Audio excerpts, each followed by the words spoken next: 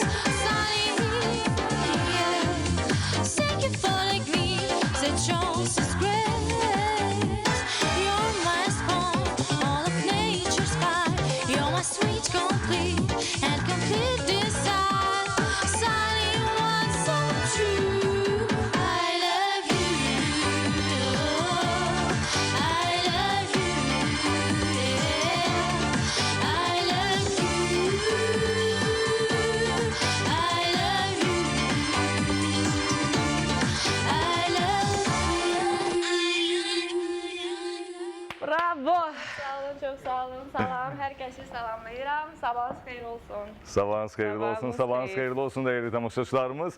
Bugünkü günümüzə belə qışın soyuq günündə, amma yay əhval-ruhiyyəsi ilə başladı proqramımıza. Əsasdır ki, qəlbimiz elə olsun. Və çox gözəl bir mesaj ötürdük. I love you. Biz sizi sevirik. Bəli, hər birinizi sevirik, hər birinizi xoş gördük. Sabahlarınız tezdən oyanla birlikdə xoş keçsin və buna əminik. Çünki həqiqətən sözün əsl mənasında əyləncə dolu, çox maraqlı, söhbət dolu bir veriliş sizə təqdim edəcəyik. Və diqqətinizə çatdırmaq istəyirəm ki, bugünləri mənim Şəbnəmlə ilk canlı efrimdir. Bəli, biraz heyecan var, niyəsə Azər, bilmirəm.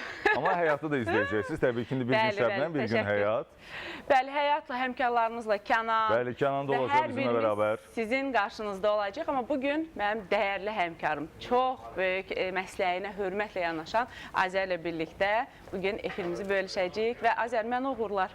Sənə uğurlar və inanırım ki, sən təbii ki, peşəkar jurnalistsən və sənlə bərabər hər hansı bir proqramda birgə aparıcı olmaq olduqca gözəldir, nə xoş. Və tamaşaçıların diqqətini çatdırmaq istəyirik ki, hörmətli tamaşaçılarımız. Bizim proqramımız Tezdən Oyan proqramı artıq bugündən etibarən 1 saat yayımlanacaq. Proqramımız dərhal bitdikdən sonra isə kanalı qətiyyən dəyişmirsiniz, Sağlam Oyanı izləyəcəksiniz. Bəli. Biz hətta həm maarifləndiririk, həm də sizin sağlamlığınızın qeydinə qalırıq. Eyni zamanda ruhumuzun qidası olan musiqilər sizə təqdim edirik və bugün də gözəl bir gənc ifaçı qonağımız var. Anita Tagiyeva, xoş gəlmişsiniz Anita. Necəsiniz, sərsərə əhval-ruhiyyə necədir? Yaxşıyam. Yaxşısınız. Danışın həmişə mikrofonun arasın. Amma Anita'dan xahiş edirəm, gələn səfər gəndə bu qədər diktama gelin. Onsuz da hündürsüz, 1.90'da boyu neçədir? Azərin dərdinə bax. 76 mənim boyumdur, 78-də xanımın. Üstə gəl, həyatda dünənləri mənə biabır edib. Bu boyda diktaban geri bir 15 santı. Həyatda yanında cüzəyə oxşayıram. Azər, bu xanımların ən belə yaralı yeridir. Kişilər də belə Kişilər daha çox yaralı yeridir, dəhşət dərəcədə. Qadınların onsuz da boyunun bəstə boy olmaq problem deyil. Mən yaxşı, çox hündür geyməmişəm. Sənə problem yoxdur, boyumuz uyğun gəlir. Allah. biz hara keçid alırıq? Biz keçid alıcı dəyərli dostlarımıza. Dəyərli dostlarımızdan elə yeri burada olmuşkən danışaq. Hörmətli izləyicilərimiz, diqqətinizə çatdırmaq istəyir ki, bizim proqramımızın tərəfdaşlarından biri də Proterim kombilərdir. Qışın bu soyuq günlərində evinizin isti olmağını istəyirsinizsə, seçiminiz Proterim kombiləri olsun. Çünki Proterim kombilərinin ən əsas üstünlüyü burasındadır ki, qaz sərfiyyatına maksimal dərəcədə qənaət edir və o deməkdir ki, cibinizə qənaət eləmiş olursunuz. Bakıda Proterim kombilərinə və o cümlədən stabilizatoru alınan 10% endirim var. Eyni zamanda bölgələrimizdən də sifariş verə bilərsiniz. Bütün bölgələrdə var. Amma dəyərli bizim dostumuz var, tərəfdaşımız var. Bu Həyat Ailəvi İstirahət Kompleksidir. İstəyirəm ondan bir danışaq. Mütləq, çox sevə-sevə danışaram. Çünki Həyat İstirahət Kompleksi çox gözəl, ecazkar, təbiəti ilə seçilən, fərqlənən bir məkandır. Həm də çox gözəl qazan yeməkləri, kən yeməkləri ilə, balıq yeməkləri ilə xüsusən bol olan bir məkandır. Ona görə də hər birinizi həftə sonunuzu, işdən sonraki yorğunluğunuzu çıxartmaq üçün mütləq şəkildə Həyat İstirahət Kompleksinə dəvət edirəm. Gedib görmüşük. Çox peşəkar personal var ki, sizin xidmətinizdə dayanacaq və bir daha getmək istəyəcəksiniz. Hətta bizim həmkarımız həyatının özü də getmişdi, orada çəkilişlər edir. O qədər mükəmməl balıqlar var. Həqiqətən də o balıqları mütləq dadmaq lazımdır. Heç bir şey yox, istirahət qalsın yerində. O balıqları dadmağa görə getməyə dəyər, belə düşünürəm. Və bizim proqramımızın tərəfdaşlarından biri təbii ki, evimizdir. Evimizə dərin təşəkkürümüzü bilirik ki, evimizi belə gözəl dekorlarla, mebellərdən təmin edir. Minnətdarıq evimizə. Siz də evinizin gözəl olmağını istəyirsə, seçiminiz elə evimiz olsun. Belə, hörmətli izləyicilərimiz, proqramımız öz axarı ilə davam edir və diqqətinizə çatdırırıq ki, bugün bizim çox dəyərli bir qonağımız var. Təqdimatı isə Şəbnəm özə eləyəcək. Mən qonağımızı təqdim etmək istəyirəm. Aysel xanım Məmmədovadır qonağımız və bəlkə keçək. Aha, o cümlədən diqqətinizə çatdırmaq istəyirəm ki, Köz Künəfə Şirniyyat evinin rəhbər və baş aşbazı Bəşir Usta bugün bizimlə bərabərdir. Bəşir Usta ilə danışacağıq və diqqətinizə çatdırmaq istəyirəm ki, Bəşir Usta neçə vaxtı gəlmir, bizə şirniyyat hazırlamır. Axıncı güllaç hazırlamışdı, səhv eləmirəmsə. İndi söhbət eləyəcək ki, niyə yox, neçə vaxt ərzində. Sən güllaç deyə qalmışsan. Amma bişirdi də, sonra axırıncı dəfə mənim üçün hazırladı. Güllaç olsa ən qəşəngisi nə vaxt yeyirsən? Mən yeməmişəm güllaç. Bir gün saxlayırsan, daha sonra yeyirsən. O olur başqa bir şey. Bəşir Usta bilirəm mən lazım dadını. Burada sənin o dediyin gözəl təamlardan dadacağım. Çünki hər gün bizim gözəl mətbəximizdə çox əl işləri ilə seçilən, fərqlənən məkanlar olacaq. Keçək biz qonağımıza. Keçid alarıq da tələsməli. Mən istəyirəm ki, bizim qonağımızla söhbət edəcəyik. Vaxtımız çoxdur qabaqda. Bizim bugünləri əl işlərində də qonağımız var. Təbii ki, Günxan Art Studiyanın tələbəsi bugün bizimlə bərabər olacaq. Təbii ki, Günxan Art Studiyanın ümumiyyətlə bütün tələbələri olduqca peşəkardır. Çünki onların çox gözəl bir müəllimi var. Güney xanım var. Güney xanım əslində mən Günxan xanım deməyə daha çox sevirəm. Necə ki, onu vaxtı ikən öz tələbəsləri bu adı qoyub Günxan. Günxan, nə gözəl, maraqlı. Yaradıcı insanlardır da, adlarına da təsir eləyir bu sirayət. Hətta iki tabloları artıq məndə evdədir. Biri həyata oxşayan qızdır. Mən də çox istəyirəm bir gözəl tablo. Şəbnəmə yox, qara qızdır. Deyəcəm Şəbnəm. Şəbnəmə özdə qara qızı. Şəbnəmə oxşamır, qara qəşəngdən şokolad kimi qızdır. Bizim bəli, əl işi göşəmizdə bizim dəyərli qonağımız əyləşsin, yerini alsın və biz düşünürəm ki, sözün əsl mənasında əyləncə dolu bir səhər proqramı sizə təqdim edəcəyik. Anita, bəlkə Anitanın ifasını dinləyək. Qayıtdan sonra getdik. Listen to your heart. Buyur.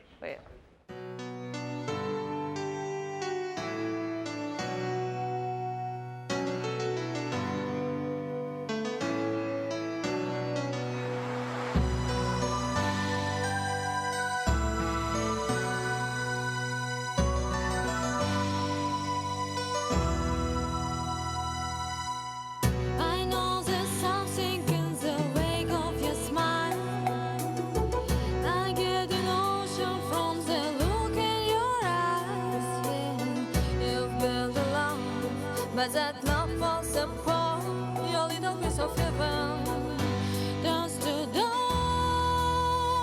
Listen to your heart when it's calling for you. Listen to your heart, there's nothing else you can do. I don't know where you're going, and I don't know why. Listen to your heart before you tell him.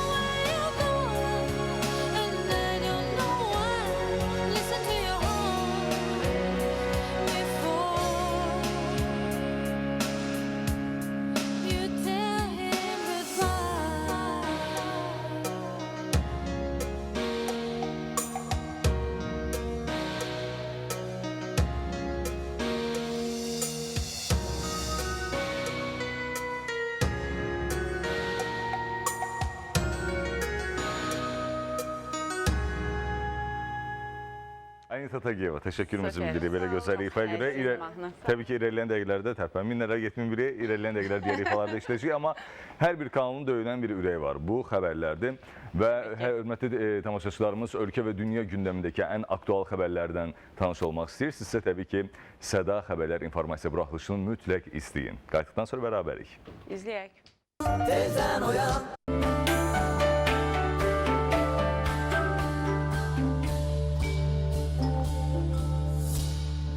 İstirahət üçün ən düzgün seçim Həyat İstirahət Mərkəzidir. Qızılqumda dəniz kənarında yerləşən Həyat İstirahət Mərkəzi ən komfortlu şəkildə yüksək səviyyəli servisi, təcrübəli personalı ilə yolunuzu gözləyir. Şəhərin mərkəzində əsl kənd həyatını yaşayıb, təndirdə hazırlanan milli və Avropa mətbəxinin ən ləziz təamlarını dada, həmçinin koteclərində dincələ bilərsiniz. Gözəl istirahət üçün ən düzgün məkan Həyat İstirahət Mərkəzidir. Həyata gəl, həyat yaşa.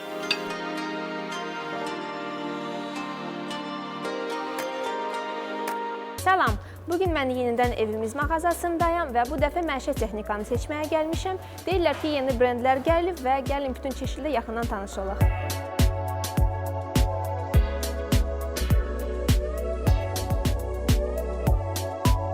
Mən yeni kredit rəsmiləşdirmək istəyərdim. Zəhmət olmasa şərtləri mənə bir də təkrarlaya bilərsiniz? Şərtlərimiz bundan ibarətdir. Tək şəxsiyyət vəsiqəsilə, zaminsiz, ilkin ödənişsiz, iş yerindən arayışsız, komissiyasız müraciət edə bilərsiniz və artıq 30 aya yox, 36 ayadək kreditə müraciət edib götürə bilərsiniz. Qeydiyyat fərqi yoxdur. Rayon və yaxud da ki, Bakı. Əla, onda gəlin müqaviləni bağlayaq. Evimiz Azərbaycan Bodybuilding və Fitness Federasiyası Beşçin İdman Klubu sizi sağlam yaşam tərzinə dəvət edir. Məşqçimiz Kənan Cəllovun nəzarəti altında qrup şəklində məşqlər, fərdi məşqlər, düzgün qidalanma, qısa zamanda arzu etdiyiniz bədən quruluşuna nail olmaq istəyirsinizsə, o zaman özünüzü bizim peşəkar məşqçilərə həvalə edin. Beşçin Azərbaycanda bodybuilding və fitnessin tarixini qoymuş məkan. Qışın soyuğu sizi artıq narahat etməyəcək. Çünki dünyaca məşhur Proterm kombiləri artıq Azərbaycandadır. Az bir vaxtda hər kəsin güvənini qazanmış Avropa istehsalı olan Proterm kombiləri az qaz sərfiyyatı ilə artıq 2 ildir ki, bizim müştərilərin də rəğbətini qazanıb. 1 milyon bardan az qazla işləmə imkanına malik Avropa istehsalı olan Proterm kombilərini və stabilizatorunu 10% endirim ilə əldə edə bilərsiniz. Proterm, istəyinizin qənaətli kombisi. Gözəl və parlaq saçları sevən xanımların saç akademiyası olan MT Hair Akademiya müxtəlif saç düzümlərini, son dəbə uyğun saç kəsimlərini, arzuladığınız saç rənglərini həvalə edə bilərsiniz. MT Hair Akademiya sizə təbii və qəbli vizaj, peşəkar manikür və pedikür, müxtəlif növ masaj, sizin üz və saç dərinizin qayğısına qalacaq kosmetoloji xidmətlər də təklif eləyir. Saç stilisti peşəsinə yiyələnmək istəyən xanımlarsa peşəkar təlimatçıların master klasslarına qatıla bilərlər. Onunla qeyd edək ki, akademiyanı bitirən tələbələrə sertifikat və işləmək üçün şans verilir. MT Hair Akademi, saçlarını sevən xanımların seçimi. tezdən oyan.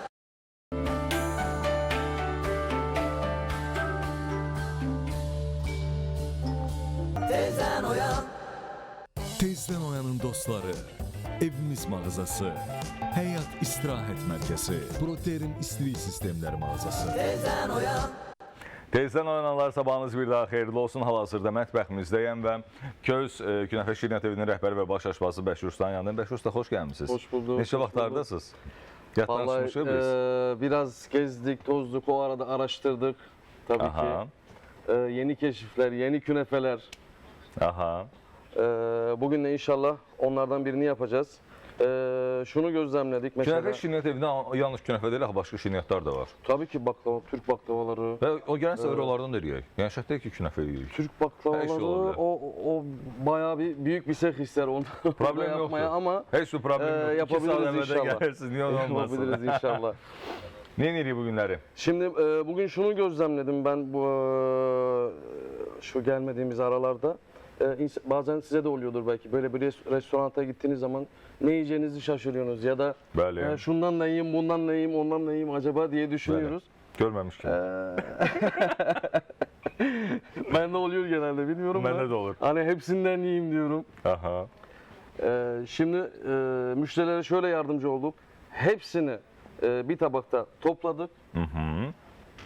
İsteyen fıstıklı da yiyecek, gozlu da yiyecek, badamlı da yiyecek, fındıklı da yiyecek. Hepsini bir arada yiyecek yani. Bəşir usta, bu günləri biz onda künəfə eləyirik, düzdürmü? Evet. Künəfə hazırlayırıq.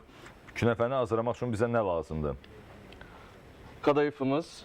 Kadayıf xəmirdir də bu, düzdürmü? Tabii bu hamur. Susi bir xəmir. Su, hamur. Su, xəmir sadəcə çox xırda nazik Evet, doğranır. özel bir makinesi var onunla. Yəni kökəlmə Pişiriliyor. istəyən izləyicilərimiz, arıq qızlar hansı ki kökəlmə istəyirlər, arıq bəylərimiz kökəlmə istəyənlər, siz gündə də bir dənə künəfə yesəz, günə 1 kilo yəni kökələcəksiniz, bunu diqqətinizə çatdırıram.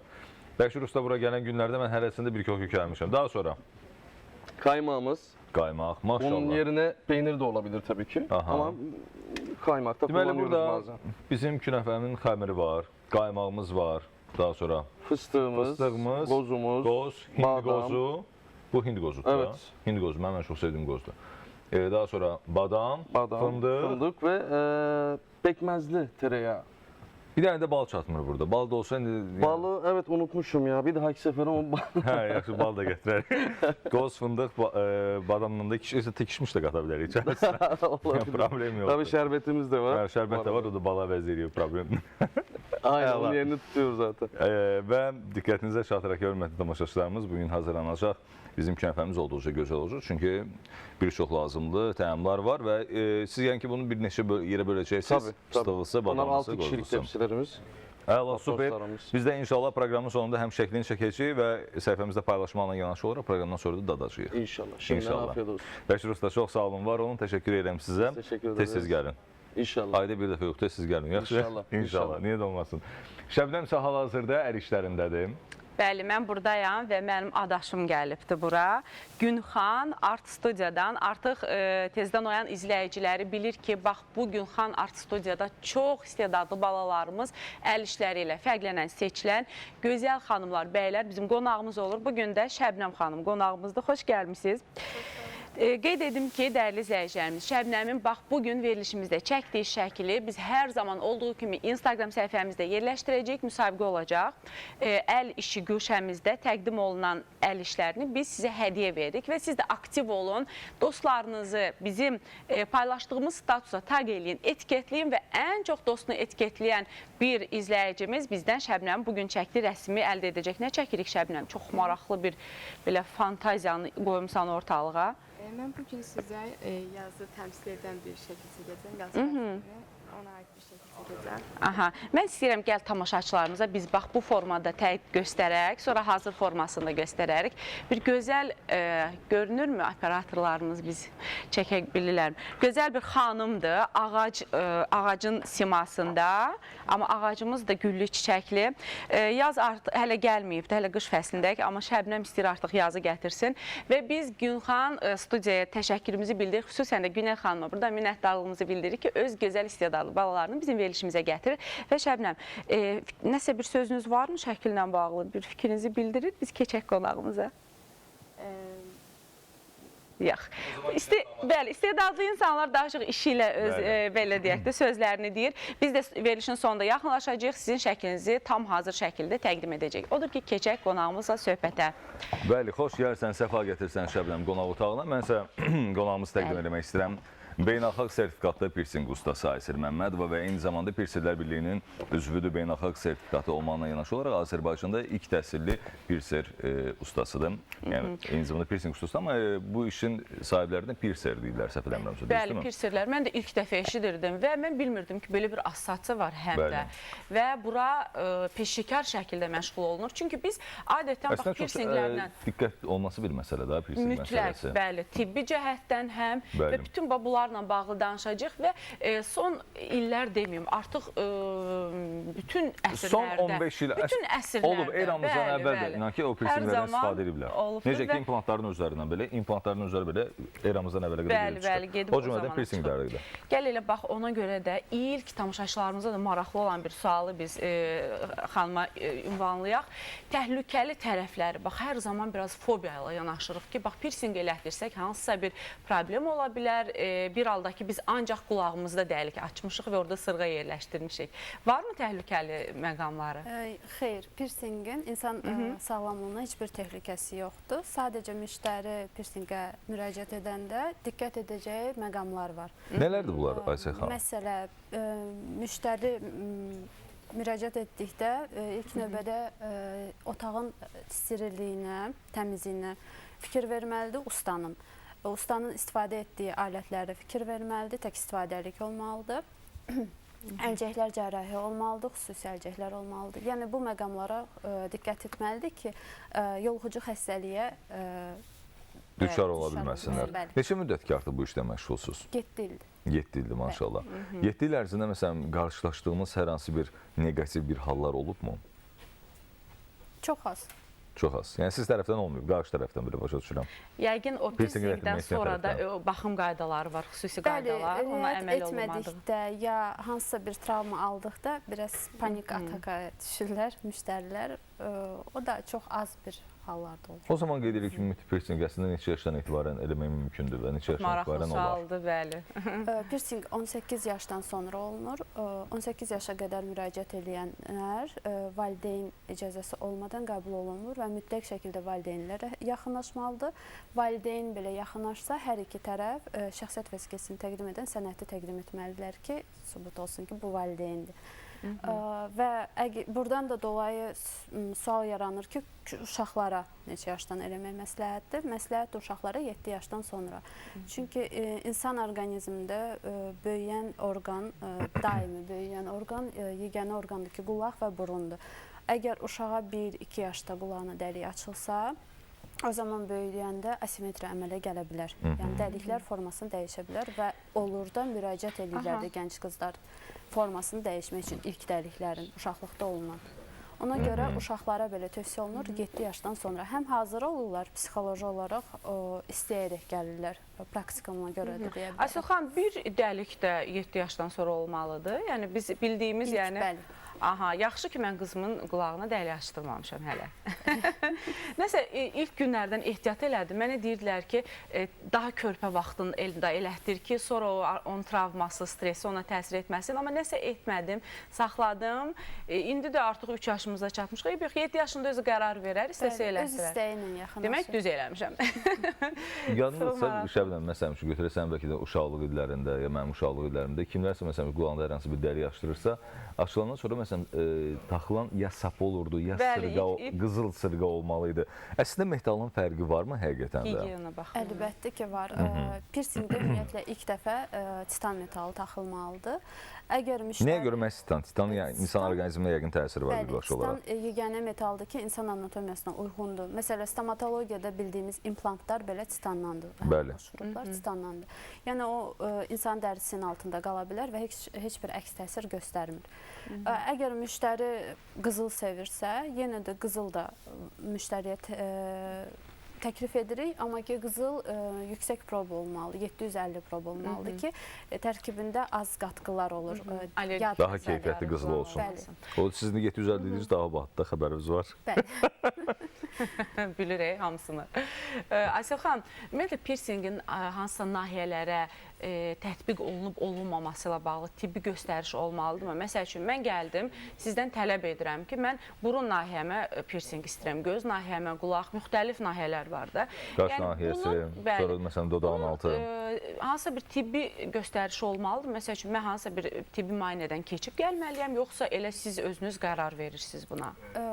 Yox, heç bir tibbi göstərişi yoxdur. Bir dənə məsələ, burun əgər müştəri əməliyyat keçirdibsə, cərrahın icazəsindən sonra olunur. Və təbii ki, müştəri bir dənə nüans da var ki, müştəridə əgər şəkər xəstəliyi varsa, o hallarda Gəncdirsə şəkərin faizi aşağı olmalıdır ki, olunsun. Biraz daha yaşlıdırsa məsləhət deyil eləmək, çünki sağalma ehtimalı sıfıra bərabərdir. Aysel xanım, bunu siz bax, bu peşəkar işlə məşğulsuz, böyük bir federasiyanın üzvüsüz. Yəni, bunu siz məsləhət görürsünüz də, təbii ki, gələnsə müraciət edən insanlara şəkəri, filanı, təzyiq, ya nə bilim, digər dermatoloji problemlər olar. Siz məsləhət görürsünüz, yoxsa onlar özləri artıq maariflidirlər? Mən məsəl üçün bir müraciət etsəm, bir test elətdirərəm, bir nə bilim, şəkərim, filanım, yenə də ki, baxmayın da. Sən mütəharı gəlsən, test elətdirirsən? Hə? Hara gəlsən test elətdirsən? Mən piercing elətdirmək istəyərəm, niyə də yox.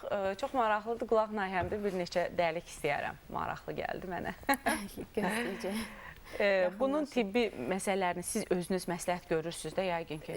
Yox, bu məsuliyyət müştərinin özü üzərindədir. Əsasən özləri bildirir. Çünki məlumatlıdırlar. Şəkər xəstəliyi olanların özləri məlumatlıdır. Kimlərə piercing eləmək olmaz o zaman? Bəli, çox gözəl sualdır. Kimlərə piercing? İmmun sistemi zəif olanlara. İmmun sistemi zəif olan insanlara.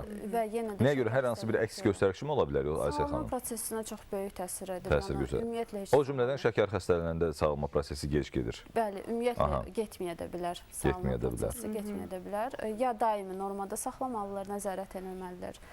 Bəs bir şey mənə çox maraqlıdır. Məsələn üçün götürək piercing olunduğu zaman istər qulaqda, istər digər nahiyələrdə.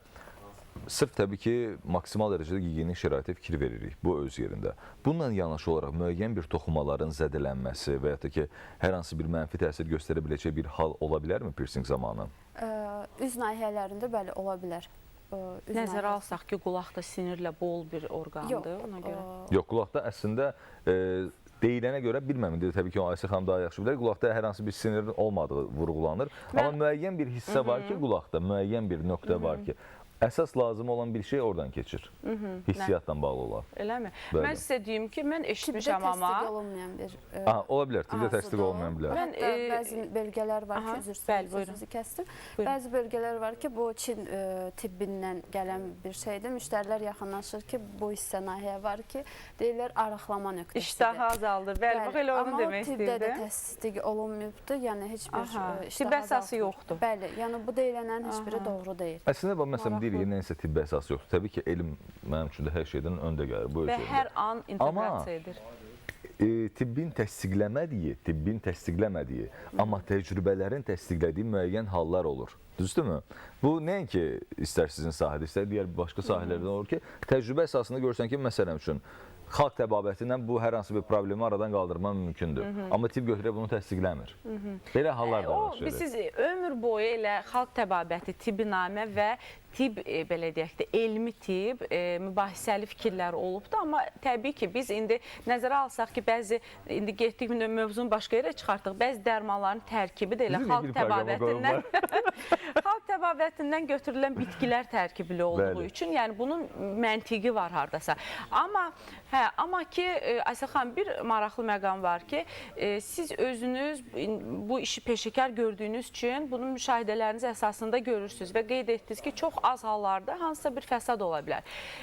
Mən amma şübhələnirəm ki, Aysel xanım qulağında elə bir nahiyyə piercing elətdiribdir ki, çox incə-mincə, arıq, gözəl bir xanımdır. Formada qalan iştahınıza təsir etmişsiniz siz, mənə elə gəlir. O məncə daha çox psixoloji olaraq insan özünə vuranda təsir edir, yəni psixoloji olaraq təsir edir. Bizim psixoloji durumumuz onda yəqin yerində deyil. Biraz kilolu olduğum üçün bunu deyirəm, Aysel xanım. Mənim ən çox diqqətini çəkən bilsən nədir? Bax, məsələn, sən illərində əsas iynə ilə deşmə var idi, qulaq desən, tapanca ilə yox idi, düzdürmü? Mən öz qulağımın deşilməsi prosesi mənim aydın gül kimi yadımdadır və mən o qadına günü bugün də nifrət eləyirəm. Çünki yadımdadır ki, iynəni isidib, qızdırıb qulağıma salmışdım. İndi mən sənə bir şey deyim. Dəhşət. Aysel xanıma bunu nifrət elmə. Aysel xanım da tapanca ilə qulaq deşmir. Yox, indi bilirəm ki, çox ağrısız, hissiyatsız belə təhqiq Amma səbəbi var. Aysel xanım, nəyə görə məhz tapanca ilə siz qulağın deşilməyinin tərəfində deyilsiniz? İlk növbədə bildirmək istəyirəm ki, tapanca kənd təsərrüfatında heyvanların qulağına ştamp qoyulurdu, onun üçün istehsal olunur. Və sonradan insanlar tərəfindən qulaq nahiyəsində dəlik açmağa başladı, istifadəyə yararlanmağa çalışdılar. Axı sırf onunla, yəni bu birdir mi? Heyvanların qulağında. Yox, onu bildim, yəni istifadə olunan tapancadan söhbət gedir, millimetrliyi və s. daxil. Demək olar ki, eynidir, amma xüsusi qulaq üçün istehsal eləməyə başlayıblar. Təbii ki, ucu sırğalar onun üçün düzəldiblər. Niyə olmaz ondan istifadə eləməyə? Bayaq bildirdiyim kimi, müştəri diqqət eləməlidir alətlərin tək istifadəlik olmağına. Amma müştəri hardan bilsin onu? Bax, Asiya xanım, mən gəlmişəm, hardan bilim ki, məndən öncə o istifadə olunmuyor? Qablaşdırmada olunur. Qablaşdırma təzə açılır. Bəli, müştərinin gözü. Bəzi məkanlarda qablaşdırmanın da belə xüsusi aparatları var, ona görə. Sterilizasiya necə aparılır, onu biz bilmək istəyərdik. Ümumiyyətlə, sterilizasiyadan, avtoklavdan keçən hər bir alət, orada indikator var. O indikator rəngini dəyişir, yəni müştəri onu yoxlaya bilər. O paketləşir, avtoklava qoyulur və avtoklavda indikator dəyişir rəngini. Həmçinin iynələrin özü də paketdə olur, yəni açmaq, təzdən onu ora qoymaq mümkün deyil. Əleyhinə olduğunuzu qeyd edirik. Əleyhinə olduğum alət tək istifadəli sayılmadığı üçün əleyhinəyəm. Həm də ki, o alətin özü sırğa ilə dəliyi açır. Yəni, sırğa da küt olduğu üçün artıq dəliyi açmır, dərini yırtır. Yırtılmış da dərinin içərisində qalır. Hətta müştərilər tərəfindən çox vaxt mənə müraciət edirlər tapancadan sonra ki, dəridə köklənmə kimi var, yəni düyün var. Toxunanda düyün var və o düyün ağrı verir və sonradan vaspaleniya kimi gedir. Soyuq vermə, iltihablama. Və həmən o sırğaların özü də nikel, zəhərli metaldan istehsal olduğu üçün ümumiyyətlə insan sağlamlığına çox zəhərli. Bəs siz nə şəkildə istifadə edirsiniz? Xüsusi tək istifadəli iynələrdir, piercing iynələrdir. Bu cərrahiyədə bildiyimiz skalperlər, kəsici alətin çevrilmiş forması. Asiya xanım, saçınızı getirək. Mikrofondan bir balaca. Aha, buyurun. Skalper, cərrahiyədə istifadə olunan skalperlər oval formada, iynə formasına çevrilir və onlardan dəlik açılır, sırf piercing dəliklər açılır və o iynələrə səbəb xüsusi piercing iynə sırğaları taxılır. Neçə saniyə çəkir ümumiyyətlə bu prosedur? Bildiyim qədər çox qısa çəkir. Dərindən nəfəs alıb buraxılırsa. Bir saniyə. Həmin anda, bir saniyə içərisində. Qeydici falan tətbiq edirsiniz də? Xeyr, qeydici də istifadə eləmək qadağandır. Səbəbi də var bunun. Niyə? Nə üçün qadağandır? Ağrılı deyilmi bəs proses? Yox, prosedur tamamilə ağrılı deyil. Çünki prosedurdan öncə dəri hazırlanır prosedura.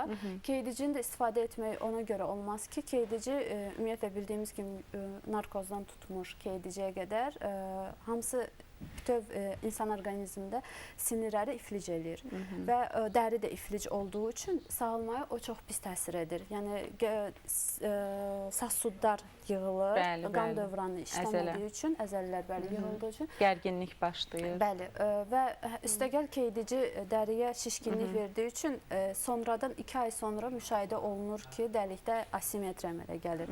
Yəni, ilk dəfə dəri şiş olduğu üçün normal dəlik açılır. Bizə düz gələ bilər. Amma ki, o şiş tədricən gedir və dəlikdə asimetriya əmələ gəlir. Ona görə qeydici böyük araşdırmalardan sonra qadağan qoyulur. Amma dərini də bunu hazırlamaq lazımdır. Necə hazırlanır dəri? Asiya xanım, siz özünüz də bir ifadə işlətdiniz. Ucundan dəridə masaj olunur və dediyiniz sinirlər də oradan götürülür. Aydındır, maraqlıdır və bir daha tamaşaçıların diqqətinə çatdırmaq istəyirəm ki, bugünləri bizim qonağımız Pirserlər Birliyinin üzvü beynəlxalq sertifikatlı Azərbaycanda ilk təhsilli Pirser Aysel Məmmədovadır. Təbii ki, hörmətli izləyicilərimiz, liderdə reklam vaxtıdır, qayıtdıqdan sonra isə biz yenidən bərabərik. Tezdən oyan. Tezdən oyanın dostları, evimiz mağazası, həyat istirahət mərkəzi, Proterim istilik sistemləri mağazası. Tezdən oyan.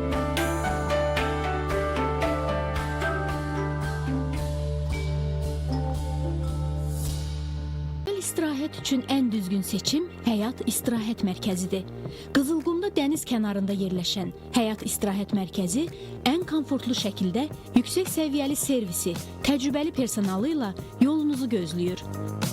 Şəhərin mərkəzində əsl kənd həyatını yaşayıb, təndirdə hazırlanan milli və Avropa mətbəxinin ən ləziz təamlarını dada, həmçinin koteclərində dincələ bilərsiniz.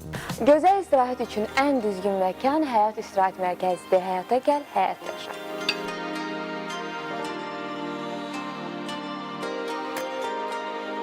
Salam, bugün mən yenidən evimiz mağazasındayım və bu dəfə məişət texnikanı seçməyə gəlmişəm. Deyirlər ki, yeni brendlər gəlib və gəlin bütün çeşidlə yaxından tanış olaq.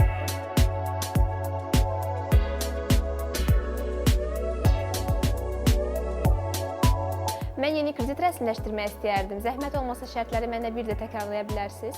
Şərtlərimiz bundan ibarətdir. Tək şəxsiyyət vəsiqəsi ilə zaminsiz, ilkin ödənişsiz, iş yerindən arayışsız, komissiyasız müraciət edə bilərsiniz və artıq 30 aya yox, 36 ayadək kreditə müraciət edib götürə bilərsiniz. Qeydiyyat fərqi yoxdur. Rayon və yaxud da ki, Bakı.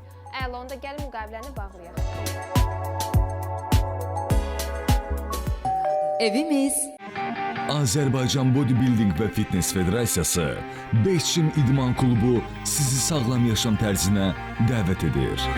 Məşqçimiz Kənan Cəllovun nəzarəti altında qrup şəklində məşqlər, fərdi məşqlər, düzgün qidalanma, qısa zamanda arzu etdiyiniz bədən quruluşuna nail olmaq istəyirsinizsə, o zaman özünüzü bizim peşəkar məşqçilərə həvalə edin. Beşçim, Azərbaycanda bodybuilding və fitnessin tarixini qoymuş məkan. Qışın soyuğu sizi artıq narahat etməyəcək. Çünki dünyaca məşhur Proterm kombiləri artıq Azərbaycandadır. Az bir vaxtda hər kəsin güvənini qazanmış Avropa istehsalı olan Proterm kombiləri az qaz sərfiyyatı ilə artıq 2 ildir ki, bizim müştərilərin də rəğbətini qazanıb. 1 milyon bardan az qazla işləmə imkanına malik Avropa istehsalı olan Proterm kombilərini və stabilizatorunu 10% endirim ilə əldə edə bilərsiniz. Proterm, istəyinizin qənaətli kombisi. Gözəl və parlaq saçları sevən xanımların saç akademiyası olan MTHR Akademiya müxtəlif saç düzümlərini, son dəbə uyğun saç kəsimlərini, arzuladığınız saç rənglərini həvalə edə bilərsiniz. MTHR Akademiya sizə təbii və qəbli vizaj, peşəkar manikür və pedikür, müxtəlif növ masaj, sizin üz və saç dərinizin qayğısına qalacaq kosmetoloji xidmətlər də təklif eləyir. Saç stilisti peşəsinə yiyələnmək istəyən xanımlarsa peşəkar təlimatçıların master klasslarına qatıla bilərlər. Onda qeyd edək ki, akademiyanı bitirən tələbələrə sertifikat və işləmək üçün şans verilir. MTHR Akademi, saçlarını sevən xanımların seçimi. Tezdən oyan.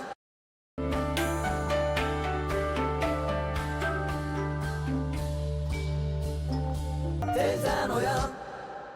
Tezdən oyanın dostları, evimiz mağazası, həyat istirahət mərkəzi, Proterm istilik sistemləri mağazası. Tezdən oyan.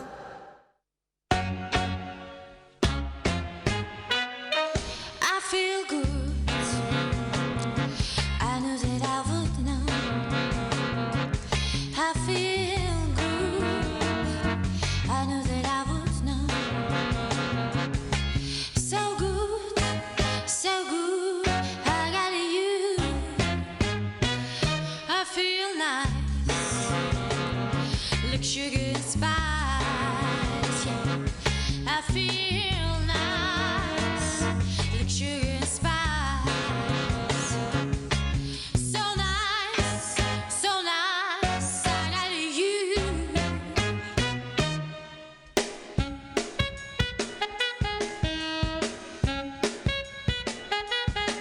When I hold you in my arms, I know that I can do no wrong. And when I hold you in my arms, my life won't do you no harm. And I feel nice, like sugar and spice. Yeah. I feel nice, like sugar and spice. So nice, so nice. I got you.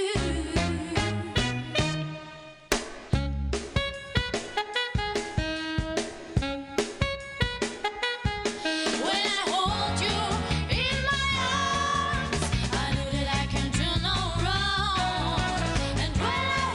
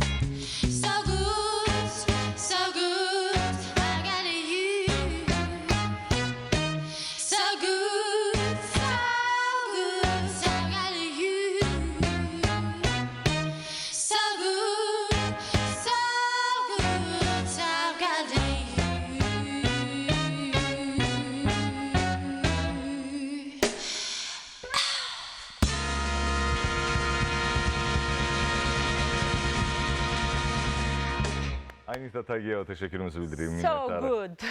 I feel good. Çox sevdiyim anlardan birini səslənmiş oldum. Və bizim proqramımızın tərəfdaşları var, hörmətli izləyicilərimiz. Tərəfdaşlarımıza təşəkkürümüzü bildirəyim.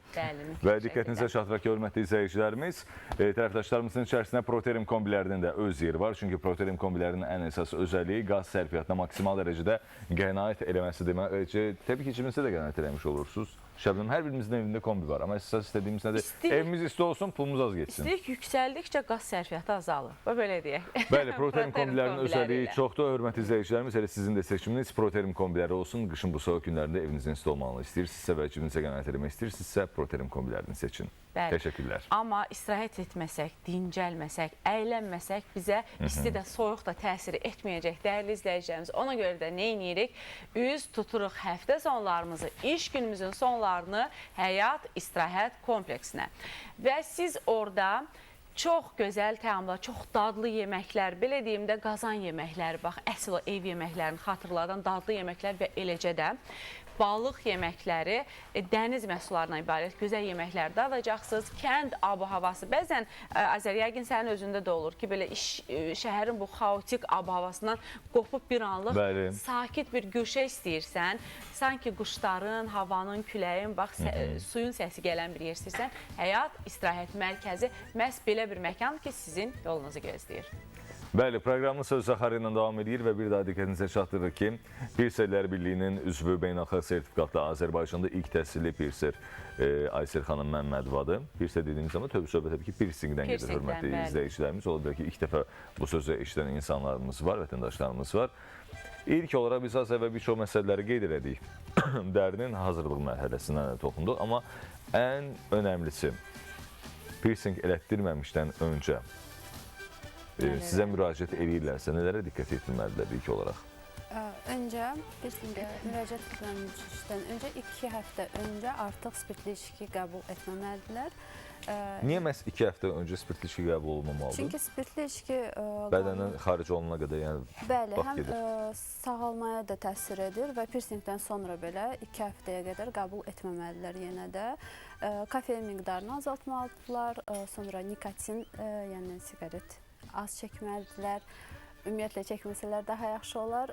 Qidalarına fikir verməlidirlər və pirsingə yaxınlaşmamışdan öncə 2 saat öncə mütləq şəkildə yemək qəbul etməlidirlər ki, həyəcan ola bilər, baş gicəllənmə olmasın. Yəni həyəcanlı olsalar, baş gicəllənmə, təzyiq düşə bilər aşağı, baş gicəllənmə ola bilər. Ac insanlar aqressiv olur axı həm də. Öz-özündən olur. Şəbnəm, sən də eləsən də valla. Şəbnəm, biz yuxarıda otururuq otağımızda. Şəbnəm ac olanda bizi parçalaya bilər. Acılığıma koruq verən insan deyiləm, nə yalan deyim. Mən yeməyi sevirəm. Pişirməyi də sevirəm. Amma o başqa bir mövzudur, Azər. Aysel xanım, bəs pirsing elətdirdik, ondan sonra nələrə diqqət etməliyik? Su dəyməlidirmi? Xüsusi bəzən deyirlər ki, təbii yağlar var, o ilə masaj etmək lazımdır. Yəni bunlar mifdirmi? Bəli, mifdirmi yoxsa həqiqətən belə deyək də? Xeyr, pirsingdən sonra yenə də qidaya fikir verməlidirlər, bacardıqları qədər bol su, maya qəbul etməlidirlər ki, immun sistemi yaxşı olsun. Çünki ümumiyyətlə insan bədənində hər bir yaranı sağaldan immunitetdir, immun sistemidir. Heç bir dərman yaranı tez sağaltmağına kömək etmir. Əgər hər hansı bir problem yarandığı zaman onda müştəri müraciət edir, hansısa bir antibiotik tərkibli tövsiyə olunur. Sadəcə bir məhlul var, onu deyirik, ondan antiseptikdir. Ondan qulluq edirlər. İlk 3 günü üstü sarğıda olur, müxtəlif nahiyələrə aiddir. Yəni bəzi nahiyələrdə var ki, ehtiyac olmur sarğıya. Sonra həmən pirsing olunan nahiyədə yatmaq olmaz, travma olmamalıdır. Təbii ki, həmin günlərdə. Sonra 2 aya qədər qığırdağa aiddir. Məsəl üçün, qığırdaq nahiyəsində 2 aya qədər yatmaq olmaz. Sonra pirsingdən sonra toxunmamalılar. Ümumiyyətlə, sırğanı tərpətmək, fırlatmaq olmaz, toxunma olmaz. Misal üçün müştəri edirəm, adi bir yaranız olanda qaşımırıq ki, qanamasın da. Orada da kanalı toxunduqca içəridə kanalda əmələ gəlmək istəyən dərini zədələyirlər və qoymurlar Siz Sağ olsun. ümumiyyətlə müxtəlif nahiyələr olsun, istər üzdə və bədəndə daha çox yenə də iynə ilə dəliməyin tərəfindəsiz. Belə başa Ümumiyyətlə, düşürəm. bəli. Ümumiyyətlə İynə iynə ilə ilə. olmalıdır. İstər məsələn üçün müəyyən hissələr olur, dodaq tərəf, burun tərəfi, çünki burun istərsiniz qalındır və ya da bu hissə. Bəli, hamısı iynə ilə. Hamısı iynə ilə olmalıdır. Hamısı. Aha, aydın. Asiya xanım, bu xarici Avropa, Amerika insanlarında gördüyümüz piercinglə bol insanlar bizdə də varmı? Məsəl üçün biz belə deyək də fantastik şəkillər bəzən görürük ki, ağız daxili, ağız boşluğunda, hətta dəhşətli dərəcədə maqnit sanki yanından keçsə cəlb eləyib yapışacaq ona ora. Yəni bizdə də belə həvəskarlar varmı? Nə qədər piercinginiz var özünüzdə? Etiraf edəyək. Hər qulağında bir 8 dənə mən gördüyüm var, hə? Asiya xanım. 12 dənə. 12 dənə. Bəli. Çox maraqlı. Bəli, məndə azdır. Müştərilərim var ki, 26, 28. Ay, nə danışırsınız? Ən çox hansı nahiyələrə? Qulaq nahiyəsində daha çox piercing eləyirlər. Gözdə daha çox, göz ətrafında. Yox, gözdə az olur. Ən əsası qulaq nahiyələrdir. Daha çox. Əslində biz piercing dediyimiz məsələ çox diqqət olunacaq bir məsələdir. Piercingin hansı nahiyəyə vurulmağının özünün onun əslində keçmişə baxdığımız zaman tarixi bir mənası var. İstər qulaqda anlamı var, qulaqda, sağ qulaqda məsələn sırğa hansı mənanı verir, istər bəylərdə, Afrika qəbilələrində xüsusən. Nəinki Afrika, istər digər ölkələrdə də, şərq ölkələrində sol qulaqda sırğa nəyi göstərir? Bu və ya istər burunda, istər qaşda. Hindistanda, burunda, məsəl üçün ailəli xanımlarda olur. Bəli, ailə quran. Yəni əslində bunun özünün xüsusi özəllikləri var. Yəni insanlar sadəcə mən bu bəsəydim, bizdə heç sevmədiyim bir dənə bir şey var. Fəlsəfəsi, məntiqi olmalı. Nəyi sevmirəm, tendensiya nədən ibarətdir? Biri bir şey eləyir, hər kəs gedir onun arxasıca. Onun fərqinə varmadan, onu anlamadan. Mən piercing elətdirməmişəm. Nə vaxt elətdirərəm bilmirəm. Deyə bilmərəm, yox elətdirmərəm. Bəlkə nə var gün olacaq ki, elətdirəcəm 12 dənə yox, 28 dənə. Bilə bilmərəm. Amma onun fərqinə varmasan, onu bilməlisən ki, nəyə görə elətdirirsən və sən bundan nə demək istəyirsən, nə mesaj ötürürsən, nəyi bildirmək istəyirsən. Amma sadəcə mən bəzək xatirinə gedirəm, elətdirirəm. Mən biraz bunun tərəfində deyirəm. Bax, elə Azər bu sualı vermişkən, mənim fikrimdə bir sual yarandı. Bu fikri bildirmişkən daha doğrusu. Kişilər, qızlar və oğlanlar arasında fərq varmı? Məsəl üçün, qızlar hansısa, məsəl üçün, qulağındansa nahiyə edə bilər və yaxud da bədənində, oğlanlar yox. Belə bir fərq var, məhdudiyyət yoxsa? Yox. Yoxdur. Yox. Yəni, xanımlar elədiyi bölgələrə əsasən kişilər qulaq nahiyəsinə müraciət edir, qaş nahiyəsinə müraciət edir, ağız boşluğunda nahiyələrinə müraciət edir. Aydındır, çox maraqlıdır həqiqətən də. Həqiqətən. Mən ümumiyyətlə ekstrem insanları, fərqli insanları çox sevirəm və hər zaman mənə maraqlı olan olubdur ki, qaş, qulaq nahiyəsində məlumdur. Yəni, amma ağız boşluğunda, dodaq nahiyəsində, o qidalanmaya, belə dilin üzərində, yəni bu problem yaratmırmı bu qida? Bizim, təbii ki, hər kəs bilir ki, ağız boşluğumuzu bizim bakteriya ilə zəngin, bol bir Bəli, orqanizmimizin ən çox bakteriya ilə toxlu olduğu yer. Yəni, bu gigiyena məsələlərində xüsusi diqqət ayrılmalıdırmı dil və dodaq ətrafına? Bəli, ayrılır, o müştəri izah olunur və ilk 3 gün ağız boşluğunda olan piercingdə şişkinlik çox olduğu üçün az danışmalıdır ki, şişkinlik daha da artmasın. Yəni, pəldək danışır, belə deyək. Müştəri... O zaman aparıcılara bir çətin olur piercing elətdirmək. Həm də ki, qida, yəni ancaq ağardıcı məhsullar yeməlidir, süd məhsulları yeməlidir, dietik, belə deyək, məhsullar yeməlidir. Bir müddət pəhriz saxlanmalıdır. Bəli, pəhriz kimi saxlayırlar. Ondan sonra, bir həftə sonra artıq normal hər şey yerinə Asiya xanım, qulağa taxılan sırğa, tətbiq olunmuş sırğanın çıxarılma vaxtı varmı? Məsəl üçün, o sizin belə bir qaydalarınız varmı? Bəli. Qulaqla, ümumiyyətlə, müxtəlif nahiyələri piercing olunandan sonra 2 aydan tez sırğanı çıxartmaq, dəyişmək olmaz. 1 il ümumiyyətlə sırğasız gəzmək olmaz. Yenə də sellik qişasına aid olan piercinglər, burun, ağız boşluğunda olan piercinglər ümumiyyətlə sırğasız gəzməməlidir. Çünki ora tez bağlanır. Hətta burun nahiyəsi 1 saata bağlana bilər, istər 1 il keçsə belə. Bir də ki, daha çox xanımlar üstünlük verir qulaqda halqa sırğalara. Çox tez dəyişmək istəyirlər. Halqanı ümumiyyətlə 5-6 aydan sonra dəyişmək olar halqaya. Sual da yaranır ki, niyə? Bəli. Halqa dairəvi olduğu üçün boşluqda qalan hissə toz hopur. Və o fırlandıqca kanala infeksiya düşə bilər. Və üstəgəl yenə də sırğa oynadığı üçün kanalda dəri əmələ gələndə o travma alır və gec sağalır. Üstəgəl də granulomalar, yəni şişkinliklər olur. Daimi şişkin vəziyyətdə olur. Hamısından yaxşı qaş sırğaları. Bəli, düz xüsusi disk, arxası diskdir. Piercing sırğalar xüsusi olur. Yəni pusetli sırğalardan fərqli olur.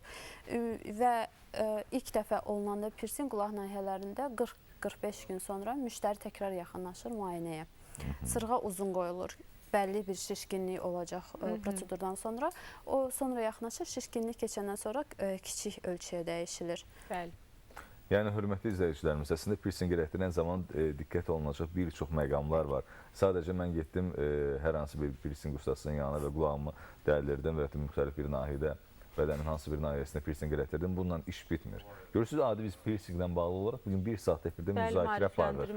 Nə qədər detallar var ki, İnsanlar fikirləşdilər ki, bir dənə girdim salona çıxdım, bu mənim cəmi 2 dəqiqə vaxtım alacaq. Bu deyil, bununla iş bitmir. Sən hələ onu deyirsən ki, bayağı həkim deməyim də, bayağı insanlara müraciət edir. İnsanlar özləri evdə özlü qulaqlarını deşirlər. Dəhşətli bir şeydir. Mənim bir rəfiqəm var, çox acımasızdır. O çox rahatlıqla öz qulağında bir neçə dəlik açıb.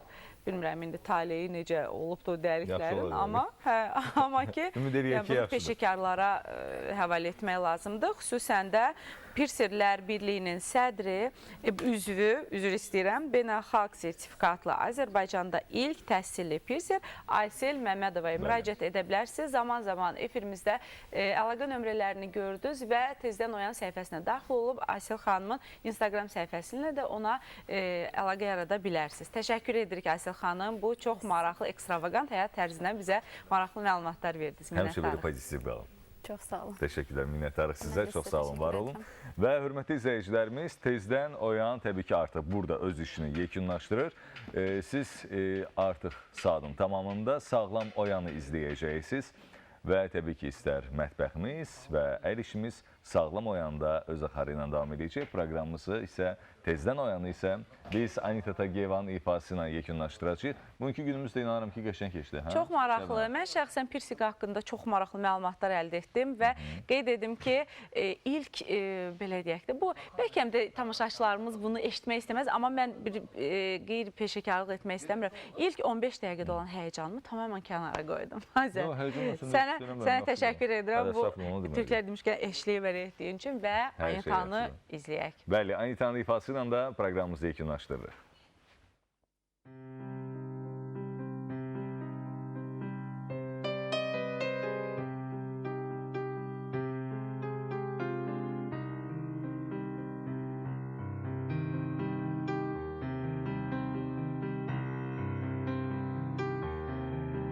Дотянись рукой твоя, нельзя, нельзя, не смотри мне так в глаза, нельзя, нельзя вспоминать, как рука в руке лежала, нельзя, мне теперь мира мало, хоть мир во мне.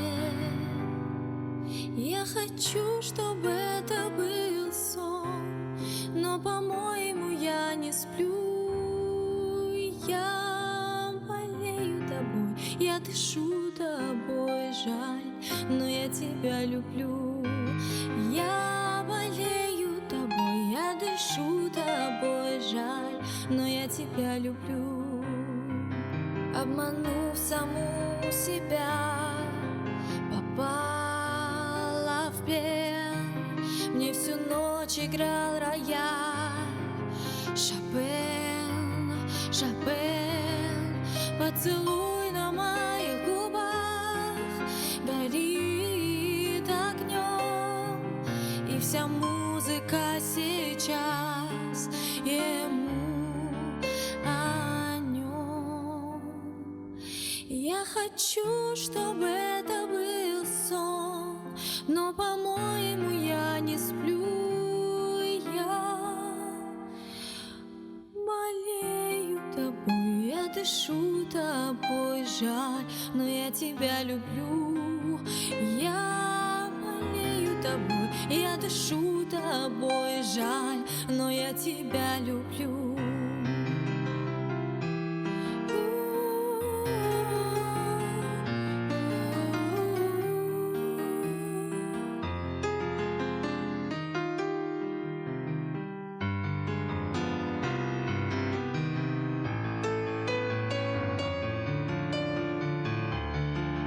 Дотянись рукой твоя, нельзя, нельзя, не смотри мне так в глаза, нельзя, нельзя, поцелуй на моих губах, горит огнем, и вся музыка сейчас ему.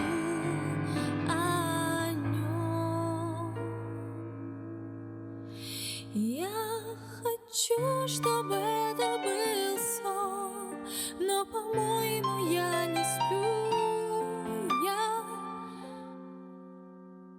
болею тобой, я дышу тобой, жаль, но я тебя люблю.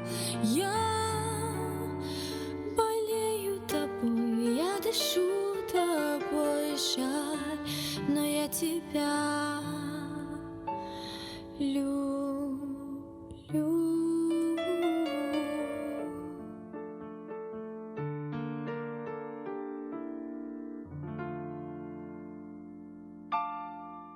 Tezden oyan. Tezden oyanın dostları, evimiz mağazası, həyat istirahət mərkəzi, Proterim istilik sistemləri mağazası. Tezden oyan.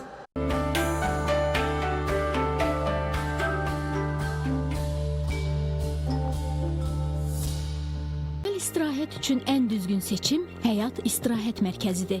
Qızılqumda dəniz kənarında yerləşən Həyat İstirahət Mərkəzi ən komfortlu şəkildə yüksək səviyyəli servisi, təcrübəli personalı ilə yolunuzu gözləyir.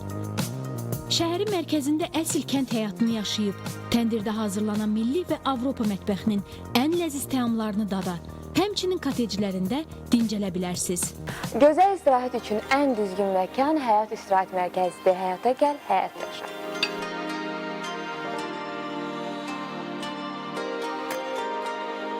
Salam, bugün mən yenidən evimiz mağazasındayım və bu dəfə məişət texnikanı seçməyə gəlmişəm. Deyirlər ki, yeni brendlər gəlib və gəlin bütün çeşidlə yaxından tanış olaq.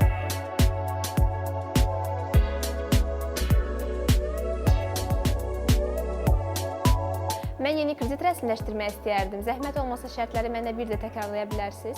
Şərtlərimiz bundan ibarətdir. Tək şəxsiyyət vəsiqəsilə, zaminsiz, ilkin ödənişsiz, iş yerindən arayışsız, komissiyasız müraciət edə bilərsiniz və artıq 30 aya yox, 36 ayadək kreditə müraciət edib götürə bilərsiniz. Qeydiyyat fərqi yoxdur. Rayon və yaxud da ki, Bakı.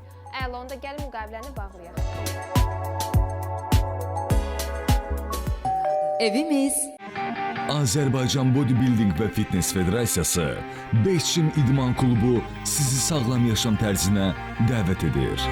Məşqçimiz Kənan Cəllovun nəzarəti altında qrup şəklində məşqlər, fərdi məşqlər, düzgün qidalanma, qısa zamanda arzu etdiyiniz bədən quruluşuna nail olmaq istəyirsinizsə, o zaman özünüzü bizim peşəkar məşqçilərə həvalə edin. Beşçim Azərbaycanda bodybuilding və fitnessin tarixini qoymuş məkan. Qışın soyuğu sizi artıq narahat etməyəcək. Çünki dünyaca məşhur Proterim kombiləri artıq Azərbaycandadır. Az bir vaxtda hər kəsin güvənini qazanmış Avropa istehsalı olan Proterim kombiləri az qaz sərfiyyatı ilə artıq 2 ildir ki, bizim müştərilərin də rəğbətini qazanıb. 1 milyon bardan az qazla işləmə imkanına malik Avropa istehsalı olan Proterim kombilərini və stabilizatorunu 10% endirim ilə əldə edə bilərsiniz. Proterim, istəyinizin qənaətli kombisi. Gözəl və parlaq saçları sevən xanımların saç akademiyası olan MTHR Akademiya müxtəlif saç düzümlərini, son dəbə uyğun saç kəsimlərini, arzuladığınız saç rənglərini həvalə edə bilərsiniz. MTHR Akademi sizə təbii və qəbli vizaj, peşəkar manikür və pedikür, müxtəlif növ masaj, sizin üz və saç dərinizin qayğısına qalacaq kosmetoloji xidmətlər də təklif eləyir. Saç stilisti peşəsinə yiyələnmək istəyən xanımlarsa peşəkar təlimatçıların master klasslarına qatıla bilərlər. Onu da qeyd edək ki, akademiyanı bitirən tələbələrə sertifikat və işləmək üçün şans verilir. MTHR Akademi, saçlarını sevən xanımların seçimi. Tezən oyan.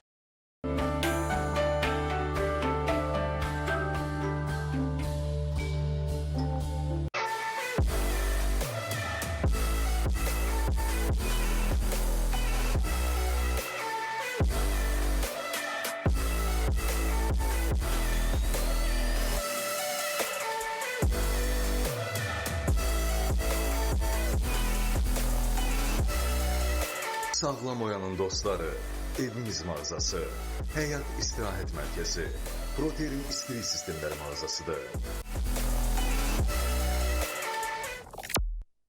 Salam, sabahınız xeyirli olsun dəyərli tamaşaçılarımız. Sağlam Oyanla biz sizi salamlayırıq. Hər birimiz sağlam oyanmaq istəyirik, hər birimiz sağlam düşüncəyə sahib olmaq istəyirik. Ona görə də biz artıq sağlam oyanda olacağıq. Hər həftənin 7 günü saat 10-11 aralığında. Amma elə qeyd edədiyimiz kimi Bəşir Usta bugün bizim üçün qəşəng bir şirniyyat hazırlayır. Şirniyyatımız künəfə adlanır. Düzdürmü ki? Bəşir Usta içərisində nələr var? Bir-bir onların hər birini sadalayaq. Tamaşaçılarımız Hemen söylüyorum. Loz, fıstık, fındık, badam, bir de Hint fıstığı.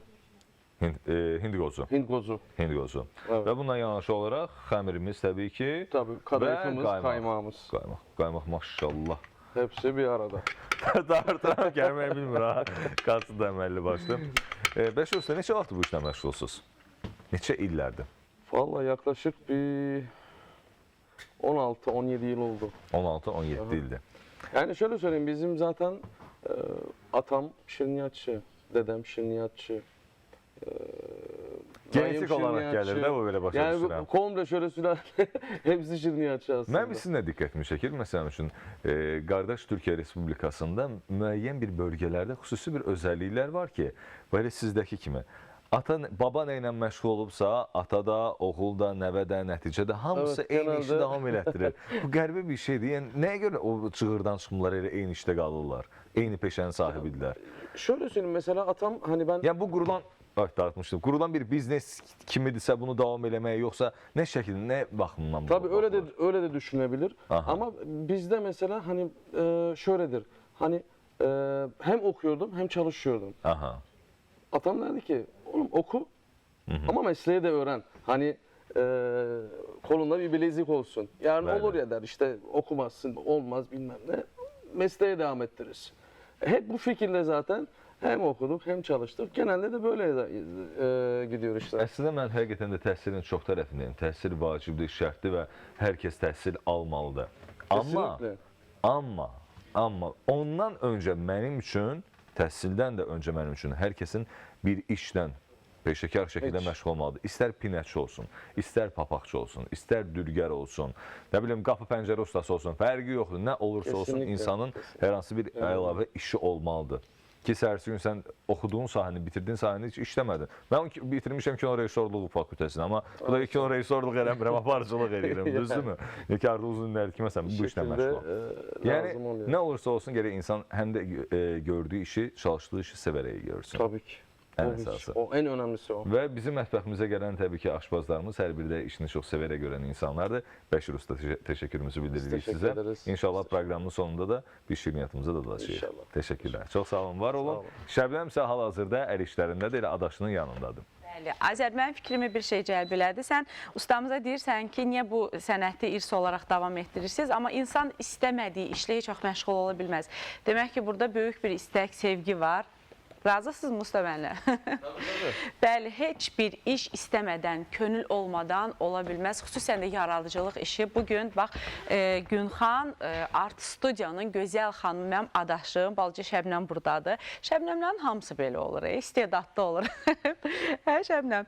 Gözəl bir şəkil çəkib və bu şəklin yekunlaşmaq ərəfəsindədir, amma tam hələ yekunlaşmayıbdır. Bayaq göstərmişdik sizə. Buyur, gəl, Azər, təbii ki. Bəli, baxın, bu gözəl rəsmi payız, yaz qızı, belə deyək. Bax, bu rəsmin adını belə qoyaq. Çox qəşəngdir. Bu şəkili tam hazır olandan sonra biz dəyərli izləyicilərimiz sizin birinizə hədiyyə edəcəyik və bəli, enerjisi olsun. Təşəkkür edirəm. Və Şəbnəm, ümumiyyətlə, bu rəsmin xüsusi bir üslubu varmı, yoxsa sən daha yaxşı bilərsən? Üslub. Bir yazı təmsil edən qız kimi. Aha, adı. Xüsusi bax belə çəkilibdir də, yəni adı varmı onun xüsusi, yoxsa elə adi bir rəsm əsəridir? Adi bir rəsm. Aha, çox gözəl. Amma qız balerinadır və rəqs edir. Qız balerinadır, rəqs edir. Mən bir daha bunu diqqətlə göstərim. Ola bilər ki, izləyicilərimiz o detallı fikir. Əslində, hörmətli izləyicilərimiz, burada ağac görürsünüz öz yerində. Amma qızdır burada, balerina rəqs edir, hərəkətləri, əllərini, qollarını qaldırmağı və bu detallar birləşdirmək olduqca gözəldir. Allah, mən düşünürəm ki, Şəbnəm bura öz xüsusi təxəyyülünü də qoyacaq, öz düşüncələrini də qoyacaq. Niyə də olmasın? Öz düşüncəsinin sayəsindədir. Bəli, mütləq şəkildə və uğurlar arzu edirik. Dəyərli izləyicilərimiz, Instagram səhifəmizə daxil olursunuz tezdən oyanda. Bax, bu gözəl rəsm əsərini əldə etmək istəyirsinizsə, mütləq şəkildə öz dostlarınızı, ətrafınızda olan insanları etiketləyirsiniz, statusun aşağısına və ən çox dostunu işarələyən bizim izləyicimiz bizdən bax bu gözəl əsərlərdən birini hədiyyə alacaq. Şəbnəm, uğurlar sənə. Davam et və yekunda yenə göstərəcək şəkil. İnşallah bugün bizim qonağımız da var. İstəyəm qonağımızın təqdimatını keçid alaq. Mümkünsə, buyur Şəbnəm. Mən qonağımızı təqdim edim. Bizim psixoloq qonağımızdan gedir söhbət. Təbii ki, psixoloq qonağımız var və biz, Azər çox gözəl qeyd etdi, biz sağlam oyan artıq deyirik bu saatdan etibarən və bizim qonağımız psixoloq, həm də müəllimə, pedaqoq Günay xanım Əkbərovadır. Uşaqlarımızla bağlı çox maraqlı, onların psixoloji durumu, psixoloji dünyaları ilə bağlı çox maraqlı söhbətimiz olacaq. Odur ki, biraz sonra sizə qonağımıza söhbətimizi təqdim edəcəyik. Bəli, sağlam oyanmaq lazım ki, sağlam düşüncəyə də sahib olaq, amma eyni zamanda duyğularımızı da qidalandırmaq lazımdır. Ruhun qidası məncə başqa bir şeydir, musiqi deyil. Duyğuların qidası isə musiqidir. Bizim proqramımızın sağlam oyanan qonağı Ellada Eyvazovadır. Elladanın ifasını da proqramımıza başlayırıq. Bəli, dinləyək Elladanı. Buyurun, keçdik musiqi.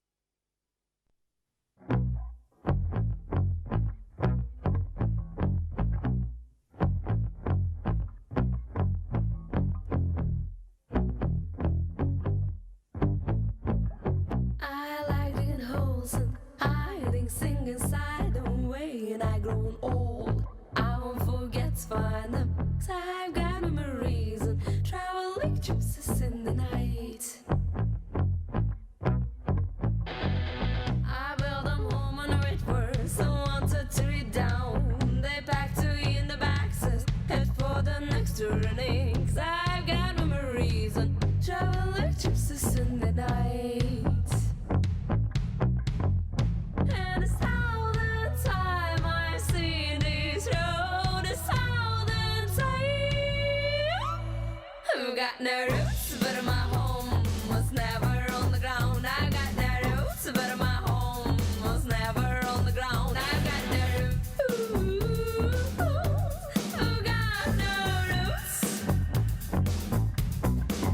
I've got no roots, but my home was never on the ground. I got no roots, but my home was never on the ground. I've got no roots.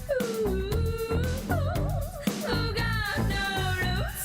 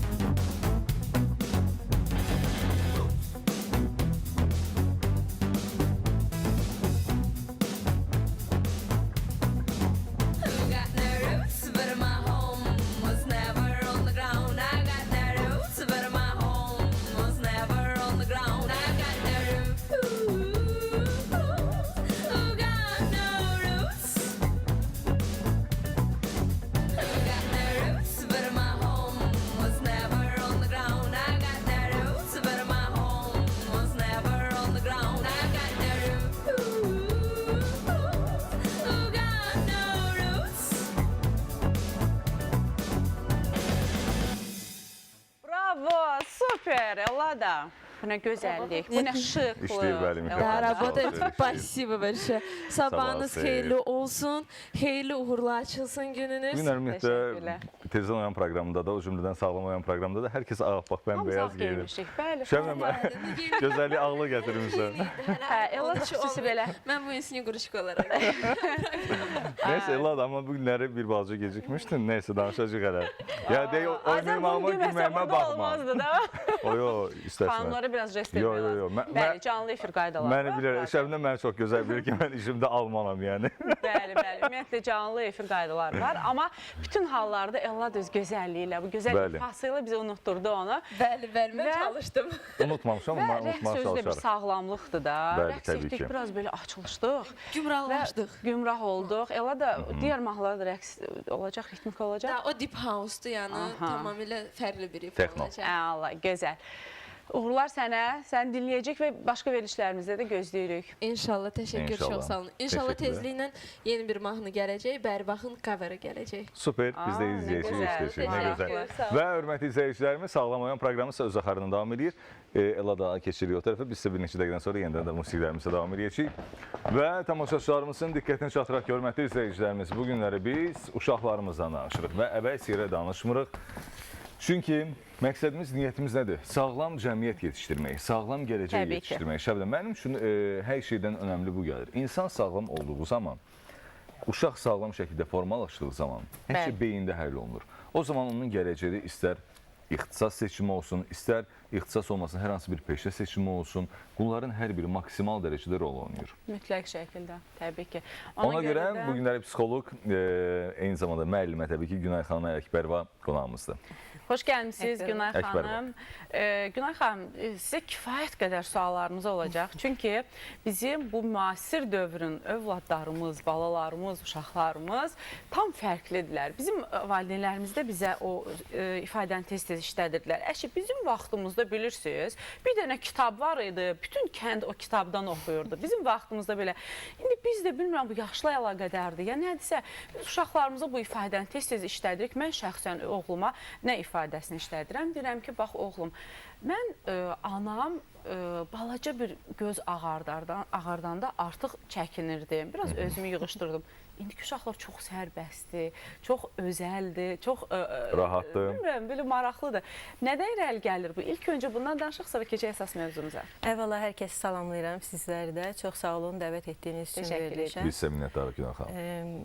Deməli, bu həmin o vaxtlar ki, bir paltar var idi, onu çox adam geyinərdi nəsildə və ən sonda da ən balaca uşağa çatardı o paltar və hələ də belə deyək, işlək vəziyyətdə qalardı. Bax, həmin vaxtlar artıq belə desək, doğrudan da çox keçib üstündən. Bu, birinci növbədə bu dəyişən dünya ilə əlaqədardır. Yəni ki, illər keçir, zaman keçir, hər bir şey, əsrimiz dəyişib artıq. O vaxtlar, həmin dediyimiz vaxtlarda telefon, nə bilim, tabletlər, texnologiya, bəli, televizorlarda bu qədər, yəni heç bir şey yox idi demək olar ki. Hər kəsin istifadə etdiyi bir kanal, hər kəsin istifadə etdiyi bir tərz, hər kəsin istifadə etdiyi bir forma var idi. Amma indi artıq dünyaya inteqrasiya, yəni özü də Azərbaycan kimi durmadan inkişaf eləmiş bir ölkədə dünyaya inteqrasiya var.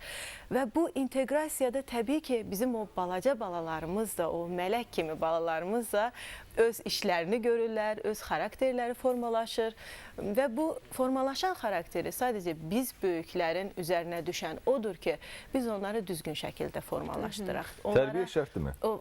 Necə? Tərbiyə şərtdirmi? Tərbiyə əlbəttə ki, şərtdir.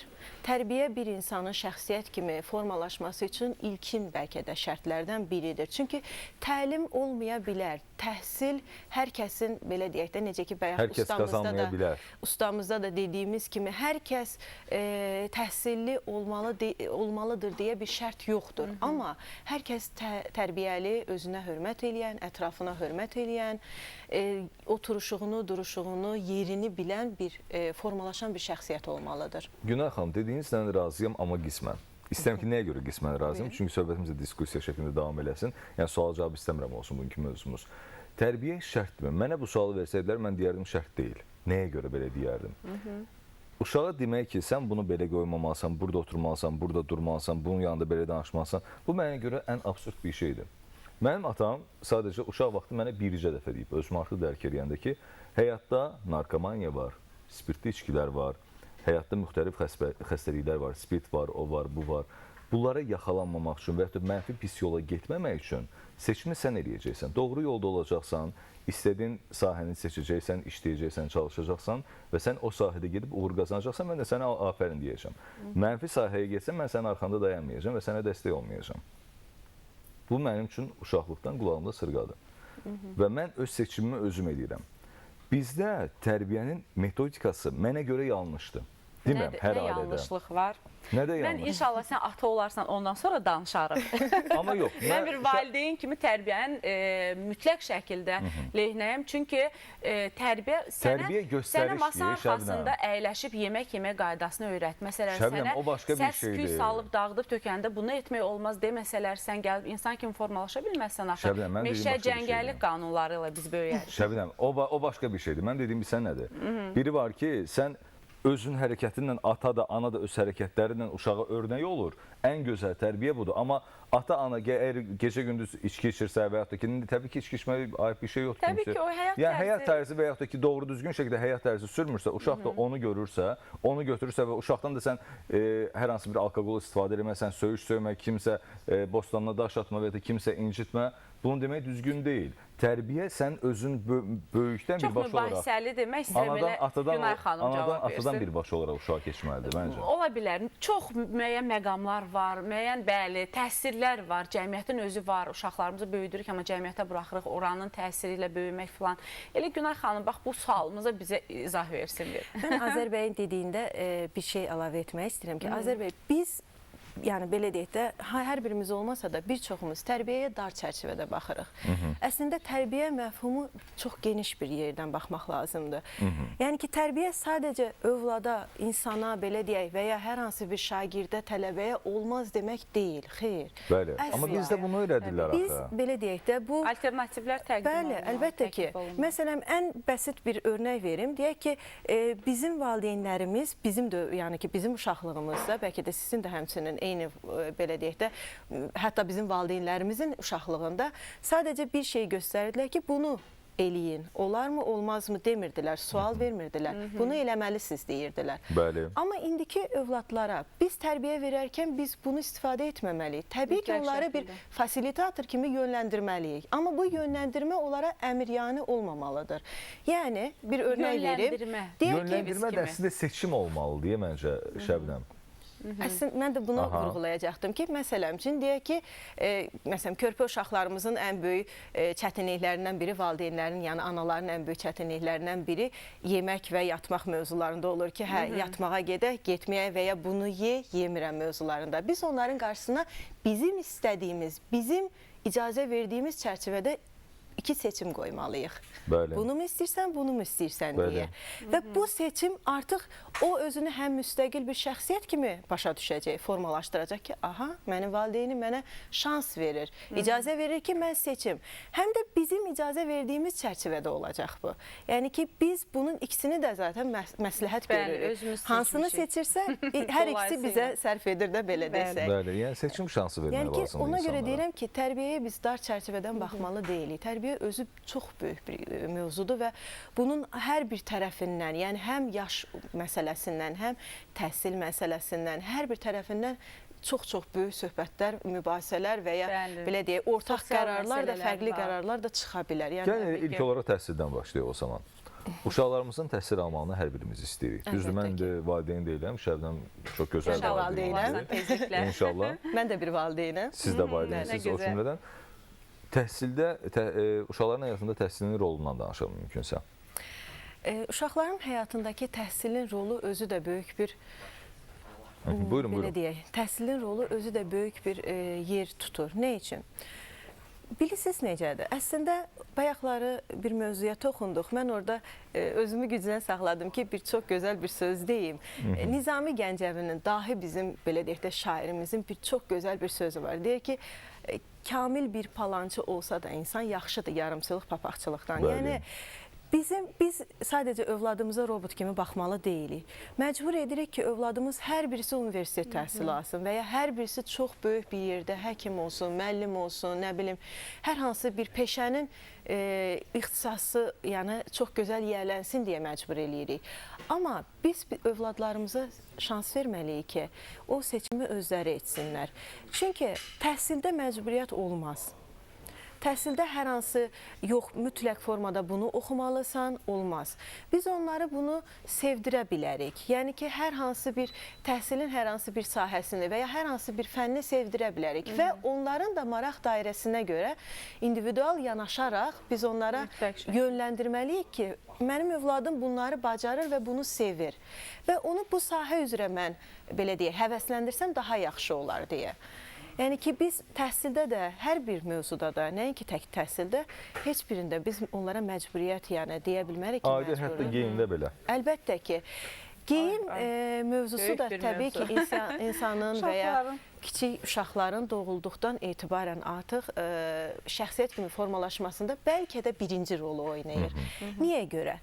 Məşhur bir sözümüz var, deyir ki, insanı geyimi ilə qarşılayıb, ağlı ilə yola salırlar. Yəni ki, hətta bu böyük insanlarda belə belədirsə, görün bu körpə uşaqlarda və ya az yaşlı uşaqlarda necə özünü təsir göstərir. Belə bir şey var ki, psixologiyada və tibb elmində də ki, yeni doğulan körpə ilk 6 həftəsinə qədər heç bir rəng görmür. Sadəcə hər şeyi ağ və qara görür. 6 həftəsindən sonra ilk fərqinə vardığı rəng isə qırmızı rəngdir. Və bu 5 yaşına kimi artıq 3-5 yaşlarına təxmini deyək. Çünki burada konkret bir yaş yoxdur. Saçınızı belə eləyərdiniz, mikrofon düşməsin. Aha, buyurun. Hər kəsin öz, belə deyək, o yetişmə, formalaşma, həm yəni orqanik, həm mənəvi cəhətdən formalaşma, yəni yaşları var deyə. 5 yaşından 3-5 yaşlarında isə artıq uşaqlarımız müxtəlif rəngləri, xüsusilə də cəzb edici rəngləri daha çox bəyənirlər. Burada artıq mən qız və oğlan faktoru qoymuram ortaya. Çünki orada onlar həm qızlar, həm oğlanlar hər ikisi qırmızı rəngə, sarı rəngə, neon rənglərə, yəni parlaq rənglərə, moruq rənginə və ya ışıltılı sarı rənglərə çox maraq göstərir. Bu isə əslində onların təxəyyülünün zəngin olması ilə bağlıdır. Yəni ki, biz öz övladlarımızı məcbur etməməliyik. Məsələn, mən bəzən görürəm, öz təcrübəmdə də qarşılaşıram ki, valideynlər oğlan uşağına məcbur edirlər, yox, tünd rənglər geyin, ancaq və ya tünd mavi geyin, tünd çalarlarda geyin. Bəli, ən çox qara rənglər. Bu şuur altımızda artıq olmuş bir şeydir. Xanımdırsa, çəhrayı geyin, qırmızı geyin, başqa rəng olmaz, sənə mavi olmaz, nə bilim, tünd rənglər olmaz, oğlan rəngləridir. Bunlar əslində ən yanlış bir şeydir. Məncə də. Çünki biz həm uşaqların o demokratik ruhda böyüməsini əngəlləyirik, həm də gələcəkdə bir şəxsiyyət kimi formalaşmasını əngəlləyirik. Valideynlər düşünməkdən ki, mən övladıma geyim seçərkən onun rahatlığını təmin edirəmmi? O geyimin keyfiyyətinə üstünlük verirəmmi? Baxın, bunlara əsasən düşünməlidirlər ki, mənim övladım bu geyimdə necə oturub duracaq, necə hərəkət edəcək? Çünki bu geyim onların həm məktəbə qədər təhsilində, həm məktəbdə, hər bir, belə deyək də, bilirik ki, biz övladlarımız çox hərəkətdədir. Normal böyük insanlardan 2-3 dəfə artıq hərəkətdədir. Biz onların hərəkətlərini qısıtlayırıqmı, kəsirikmi? Bax, bunları düşünməkdən. O zaman belə düşünə bilərik ki, təbii ki, geyimin, istər geyim tərzinin, istər geyim rənginin uşaqların birbaşa böyüməyində və onların psixologiyasında, xarakterinin formalaşmasında mühüm rol oynuyor. Təsir var. Mən bir məqamı qeyd eləyəcəm. Hətta riayət etmədiyin halda da bütün hallarda uşaq öz seçimini edir sonda. Mən məsəl üçün oğluma məhdudiyyət qoymamışam. Sarı, yaşıl, qırmızı, bütün rənglərdə geyindirmişəm körpəlikdən indiyənə qədər. Amma onun özünün daxili bir xarakteri var ki, hal-hazırda o rəngləri qəbul etmir. 8 yaşı var, artıq deyir ki, mən biraz yaşıl rəng geyinməyim, sarı rəng geyinməyim. Yəni, baxmayaraq ki, mən hələ bunu körpəlikdən tam əks formalaşdırmışam, göy giyinəcəksən, mavi giyinəcəksən deyə bir məhdudiyyət qoymamışam. Yəni, sizin sözünüzə qüvvət ki, yəni istər-istəməz o uşağın özünü... 8-10 yaş elə bir yaşdır ki, onların yeniyetməliyə doğru getdikləri, ilkin yeniyetməli yaşlarına doğru getdikləri bir andır və belə bir cümlə var ki, deyir, artıq uşağınız ki, övladınız ki, o parlaq rənglərdən vaz keçirsə, artıq istəmirsə o rəngləri, Biz başa düşməliyik ki, onlar artıq böyüyürlər. Yəni özlərinin Mənim xarakterini demək. bəli, böyüməyə doğru gedir. Şəbnəm, neçə yaşı var dedin oğlunun? 8-9 yaşımız olacaq. 9-un içində də belə deyək. Şəbnəmin oğluna mən bir neçə dəfə görüşmüşəm, yəni görmüşəm. Uşaq sanki mən oturanda bir universitet tələbəsindən söhbət edirəm. Ay, nə gözəl. Maşallah, maşallah. Şəbnəm ona görə əslində mən uşaqların bir əsəri yetişdirməyinin tərəfindəyəm. Bütün analar öz övladlarını, bütün atalar öz övladlarını bəli, hər zaman elmli, savadlı, sağlam ən əsas görmək istəyir. Biz də çalışmışıq, əlimizdən gələn yetişir. Mənim xalam qızının qızı var idi, Safra, söhbət edirəm, qızının 3 yaşı var idi mən danışanda, üzərindən neçə il keçib. Uşaq mənə elə suallar verir, elə məntiqli suallar verir ki, şəkil çəkirik, məsələn üçün, indi oturmuşuq hovuzun yanında, evdə, bağ evidir, biraz köynək açıqdır məndə. Uzanmışım belə, deyir ki, oradan qonaq gələr, yaxanı bağla. Görürəm ki, uşaq oxurda, 3 yaşında uşaq oxurda detalları fikirləşir. Bəli, xarakterləri bütün hallarda özünü göstərir və Günay xanım, ümumiyyətlə geyimin uşaqların psixologiyasına təsiri dedikdə burada əsas nələrə fikir verməliyik? Hansı formada pozitiv, negativ halları gətirib çıxarda bilərmi? Və xüsusən də onu qeyd edək ki, Şəbnəm, uşaqlar cizgi filmlərdən baxır, düzdürmü? Cizgi filmlərdən də müxtəlif obrazlar, qəhrəmanların obrazlarını, geyimlərini görürlər. Bax, gəlin belə deyək, həm Şəbnəmin dediyim məsələ, həm də ki, mənə çox maraqlı olan bir məsələ. Bunu biz musiqi vasitəsindən sonra danışaq, müzakirə edək. Necə olar? Bəli, dinləyək. Gözəl olar və ona görə hal-hazırda Anita Tagiyevanın ifasını dinləyirik, hörmətli izləyicilərimiz. Sağlam oyan öz axarı ilə davam edir.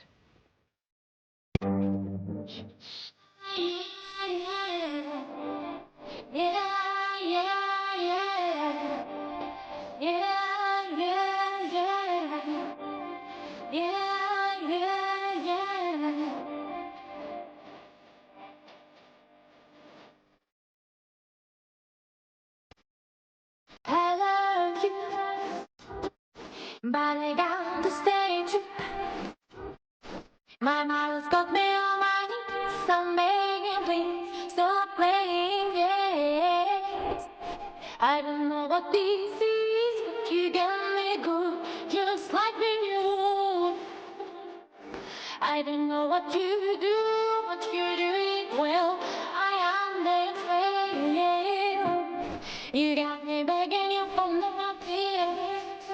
Why won't you release me? You got me begging you for nothing. Why won't you release me? I'm begging you release me. Now you think that I will be something on the side. But you got to understand that I need a man who can take my hand. Yes, I do. I don't know what this is. You got me good, just like me you. I don't know what you do, but you do it well. I am being failed. You got me begging you for nothing. Why won't you release me? You got me begging you for nothing. Why won't you release me? I'm begging you release me. I'm begging you for mercy. Yes, I want you. Release me. I'm begging you for mercy. You got me begging. You got me begging. You got me begging.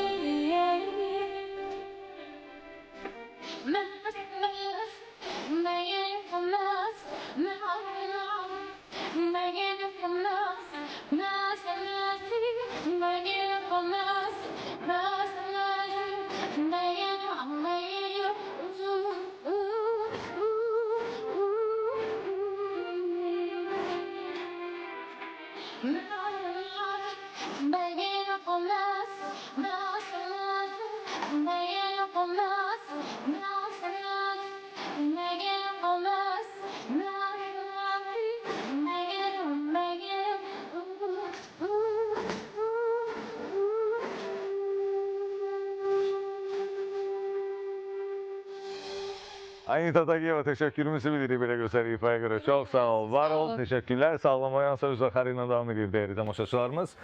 Usta, nə versin mən? Bu nətər qaldırma, əlim başım yanmasın. Nəsə bir şey var? Nə verə bildirəm? Dəqiqə heç bir şey yox, hər şeyin bir çarəsi var. Bəli. Əslində çox da yox, istəyirmiş, qaynarıymış bu. Bəli, hörmətli izləyicilərimiz, istəyəm siz də görəsiniz bizim künəfəmizi.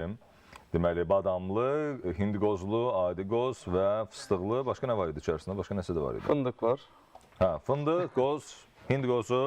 Bəli, redaktorun xüsusi payı var burada. Redaktor öz payını mənə həvalə edib. Çox sağ ol, hörmətli redaktorumuz. Hər zamanki gibi. Təşəkkürümü bildirirəm. Təşəkkür ederim. Rejissora isə düşmür.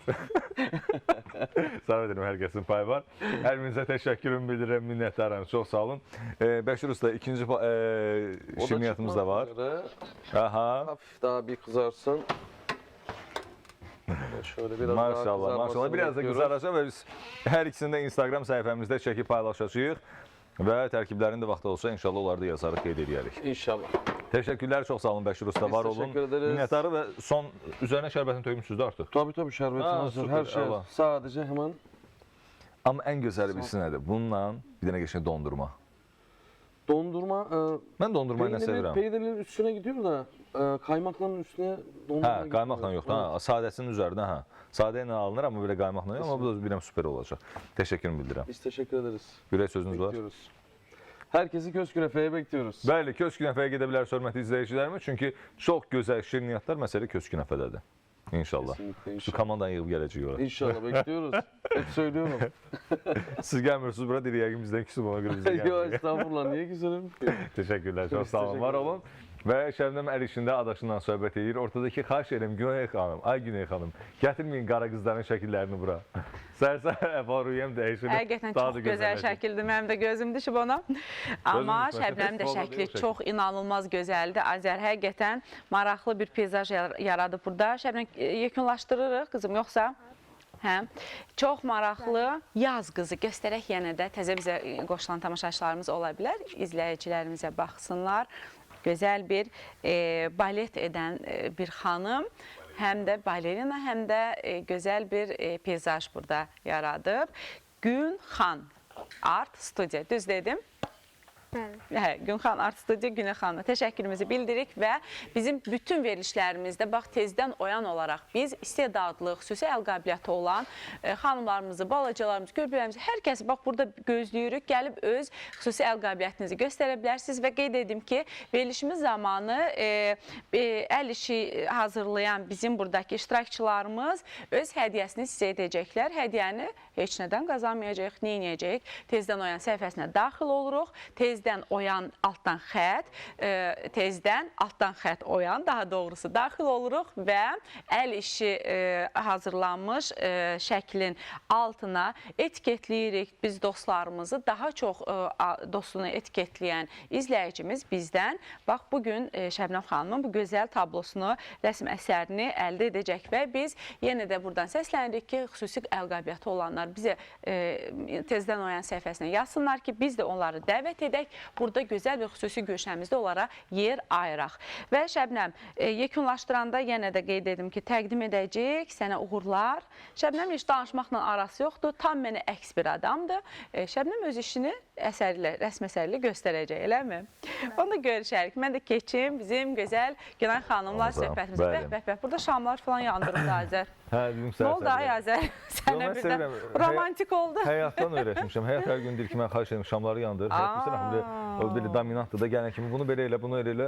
Deməli, bir 100 ilin aparıcısı mənəm, televiziya təcrübəm, Belə sənət yeni başlamışsam, amma hər şeyində görüm dominantlıq eləmək istəyir. Həyat həqiqətən estet bir xanımdır, ona görə yəqin estetikanı çox sevir. Amma biz keçək Günay xanımla da söhbətlər və kifayət qədər suallarımız var. Çünki çox maraqlı mövzudur bugün danışdığımız mövzu. Hörmətli izləyicilərimiz, siz də təbii ki, diqqətlə inanıram ki, hal-hazırda dinləyirsiniz və biz sizə söhbətimizi davam edək.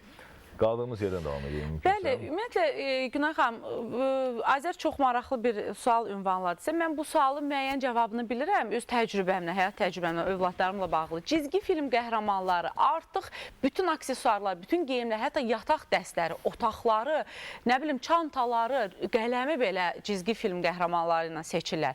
Bu nə qədər mənfi və müsbət cəhətləri var? Əslində belə bir şey deyək ki, cizgi film qəhrəmanları təbii ki, uşaqların xəyal dünyasını, təxəyyülünü zənginləşdirir. Əslində, onlara baxarkən onlar həm müsbət, həm mənfi qəhrəmanları görürlər, onlara bənzəməyə çalışırlar. Xüsusda müsbət qəhrəmanlara bənzəməyə çalışırlar. Təbii ki, o qəhrəmanlar ki, hansı ki, günümüzün ən məşhur xilaskarlar, bəli, dünya qurtarır hər kəsi, bəli, Superman, Spiderman, nə bilim, Batman və s. kimi mənlər. Sadəcə bizim, belə desək, biz bunları düzdür, əslində qəhrəman olaraq görürük və uşaqlarımızın izləməsinə bir şey demirik, amma bu qəhrəmanlar içdən-içə bizim uşaqlarımıza mənfi təsirlər də göstərir. Çünki bu, diqqət eləsəz, bu cizgi filmlərin çoxunda yəni burada döyüş səhnələri, riskli hərəkətlər, nə bilim, bir-biri ilə konfliktdə olan insanlar və ya nə bilim, qruplar, bizim uşaqlarımıza bunlar doğrudan da mənfi təsir eləyirlər. Eyni zamanda da geyimlərində. Çünki onlar bu geyimləri seçərkən, ilk növbədə deyək ki, hər hansı bir qəhrəmanın geyimini seçərkən özlərini onu oxşatmağa çalışırlar.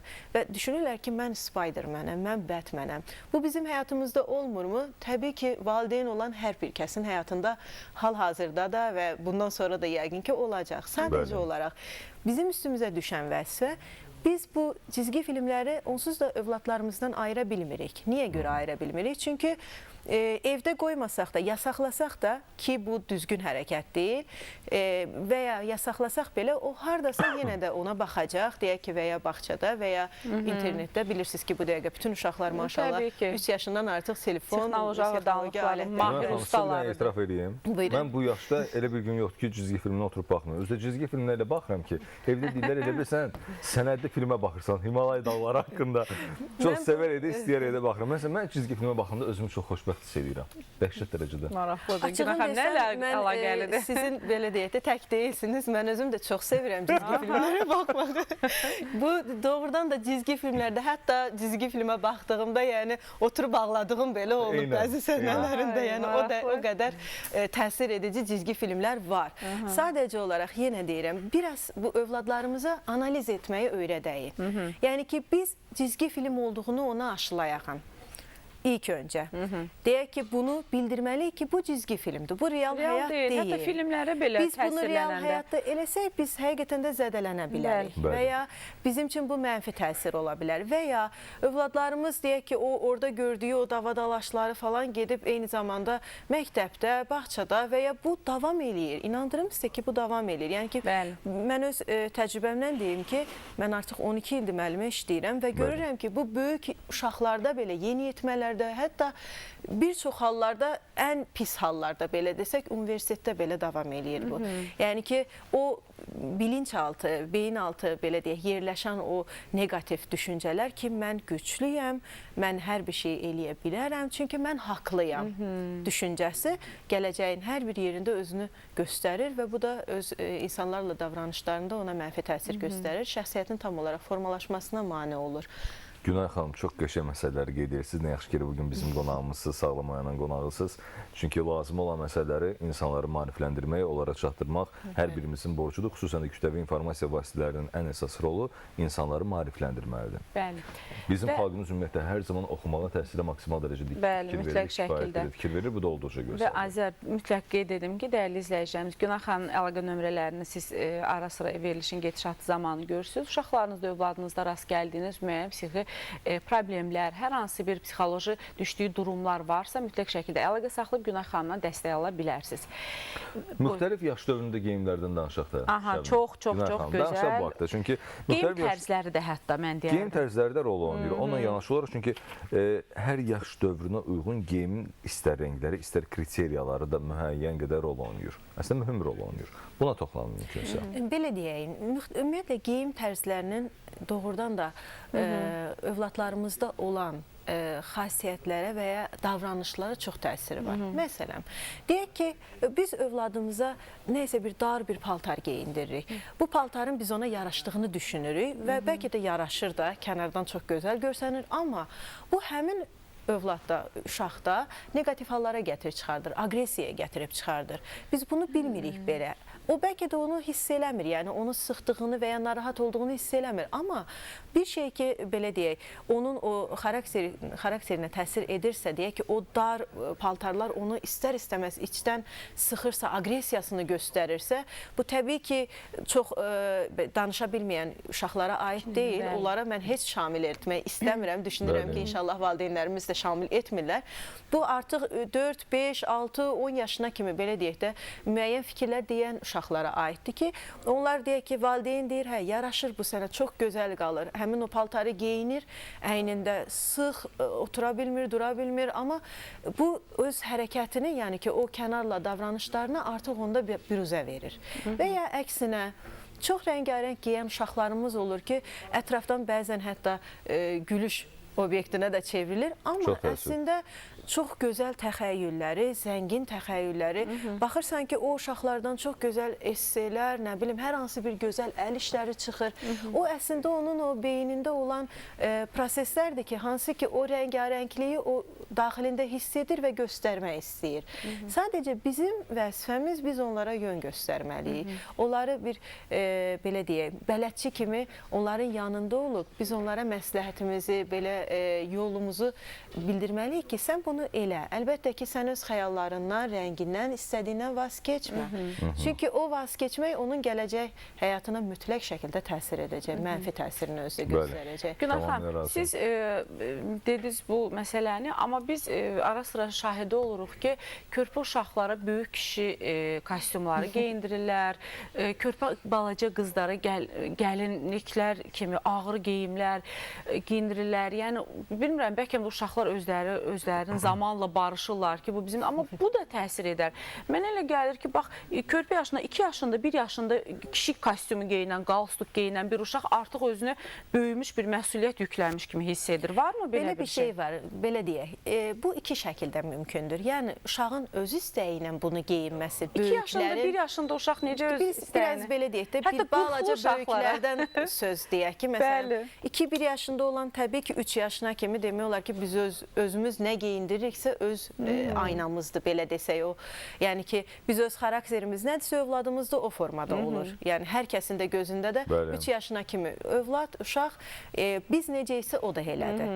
Bu həm tibbi cəhətdən belədir, həm psixolojik cəhətdən belədir ki, 3 yaşına kimi övladla ana arasında bir bağ olur ki... Təməlini qoyuruq da ki, sən oğlum, kişisən, kostyum geyinməlisən. Baxın, bayaq dediyim o məsələlər ki var, hə, oğlan uşaqları belə geyməlidir, qız uşaqları belə geyməlidir. Baxın, həmin o məsələlərdən biridir ki, amma sizin dediyiniz məqamda mən 2 məsələyə toxunmaq istəyirəm. Birincisi, övladın, yəni uşağın özünün istəyi olaraq böyüklərin paltarlarına oxşar paltarlar geyinməsi və böyüklərin onlara məcburən geyindirməsi ki, bu sənə yaraşır, sən bunu geyinməlisən. Birinci məqamda odur ki, o uşaq evdə kifayət qədər sevgi görmür. Və artıq özünü böyük kimi aparmaq istəyir. Böyükləri təqlid edərək. Özünü sübut eləmək istəyir. Bəli, özünü sübut eləmək istəyir ki, mən də böyümüşəm. Mənə diqqətinizi yetirin. Artıq elə geyim istəyirsə. Bəli, istəyirsə. Yəni ki, o özünü sübut eləmək, böyümüş. Yəni, mən də sizinlə eyni cərgədiyəm. Məni də sayın mənasında. Və söz haqqı çox olmayıb o uşağın. Söz haqqı, sevgi. Fikrini önəmsəməyiblər. Bunların hamısının başında dayanan bir sadəcə məqam var ki, o da sevgi halıdır. Çünki bütün o, həqiqətən də belə bir şey var ki, bütün xəstəliklərin dərmanı sevgidir. O övlada, lap körpə yaşında nə qədər çox sevgi göstərirsənsə, o həyatının hər bir anında, lap belə deyək, qoca yaşlarına kimi, ahıl yaşlarına kimi o öz gördüyü sevgini göstərəcək insanlara. Yox, o sevgini görməyibsə, o mütləq şəkildə o sevgisizliyi hər bir şeydə biruzə verəcək. Sevgi ümumiyyətlə, nəinki övladlarımız, ümumiyyətlə bəşəriyyətə göndərdiyimiz bir enerjidir, düzdür mü? Müsbət enerji. Günel xanım, müsbət enerjidir ki, bunu geri alınır və bu merak kimi geri dönür. Dünən bir filmə baxdım, axşam. Oturub uşaq kimi ağlamışam, o çox təsir elədi mənə o film. Ay Azər, niyə? Ay, möhtəşəm filmdir. Koreyada baş verən hadisələrdən təbii ki, söhbət gedir. Və türk aktyorlar rol oynayırlar. Olduqca mükəmməl bir film idi. Çox gözəl. O, real hadisələr əsasında çəkilən filmdir və nəticədə orada nə göstərir ki, müharibənin mərkəzində körpə bir Koreyalı uşağı götürür, onu düzəməli bir vəziyyətə çıxarır, artıq özündən bərabər cəmiyyətə adaptasiya edir. Cəmiyyətə adaptasiya edir, məktəbə qoyur və illər sonra üzərindən bəlkə bir 50 il sonra gedir kişi onunla görüşür. Bəli, bəli, çox gözəl Dəhşət təsiri ki, odur. Sevgidən mi qaynaqlanır bu əslində? Başa düşürsünüz? Harda olmağımızdan asılı olmayaraq, hər zaman mənim dediyim bir fikir var, xüsusən də xüsusi günlərdə onu qeyd edirəm ki, ümumiyyətlə biz duyğularımızı musiqi ilə paylaşmaq, amma sevgimizi cəmiyyətlə, insanlarla, heyvanlarla, hətta bitkilərlə, bütün hər kəslə bölüşməyə dəyər. Çünki sevgi bölüşdükcə artar. Əslində dünyamızda bu dəqiqə nə qədər çirkab olan hadisələr var. Bu deyirlər, məsələn, gözəllik dünyanı xilas edəcək. O gözəlliyin arxasında sevgi dayanır. O sevgidən doğulan bir şeydir ki, o gözəllik, o çirkləri təmizləyə biləcək. Məsələ burasındadır ki, o sevgini aşılamalıyıq insanlara. İnsan gözəl görürsə, belə deyək də, baxan gözlərdən asılıdır, yəni o gözəllik. Əgər onu gözəl görürsə, o demək ki, gözəldir. Bəli, gözəl görmək lazımdır. Bəli, Günay xanım, biz bir valideyn kimi borcumuzdur cəmiyyətə istəsək də, istəməsək də yararlı övlad yetişdirək. Çünki mən şəxsən özüm hal-hazırda mənim qürur mənbəyim, qürur yerim nədir? Mənim vicdanlı, çox gözəl peşə sahibləri olan valideynlərim olubdur və o mənə bu həyatda ayaqda durmağa daha çox kömək edir. Biz də çalışıb övladlarımıza bax bunu aşılamalıyıq. Hər birimiz. Amma bəzən evdə övladlarımızda heç nə anaya, nə ataya oxşamayan xarakterlər görürük uşaqlarda. Bu təbii ki, uşaqların düşdüyü... Estağfurullah.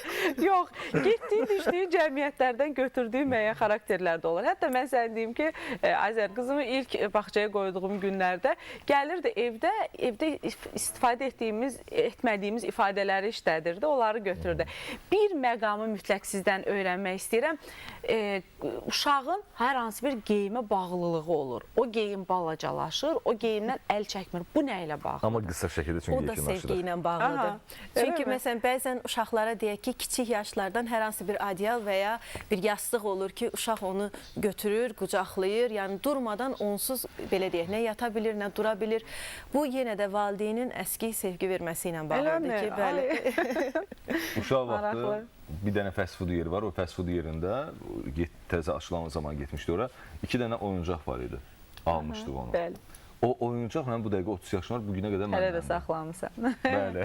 Yəni hər şey sevgidən yanaşma tamamilə başqa bir şeydir. Və təşəkkür edirik Günay xanım. Kifayət qədər dolğun, ətraflı bizə məlumat verdiniz. Tamaşaçılarımız da faydalandı. Mən də sizə təşəkkür edirəm ki, dəvət etdiniz. Bu cür gözəl həmsöhbət olduq. Minnətdarım. Buranı çox sevdim. Sizin, belə deyək, bu işdə əməyi olan hər kəsə təşəkkürlər. Bir daha gözləyirik sizə o zaman. İnşallah. Növbəti efirlərimizdə də Günay xanımla yenə bərabər olmaq arzusuna bu gündən sağlaşırıq. Və sən istəyirəm ki, bir əl işinə keçəsən. Bəli, mütləq şəkildə mən görək Şəbnəmimizin əl işi nə yerdədir və əl işinə baxaq. Bu gözəl rəsmi bəli, tamamlayıb da artıq Şəbnəmimiz gözəl bir rəsm əsərdir.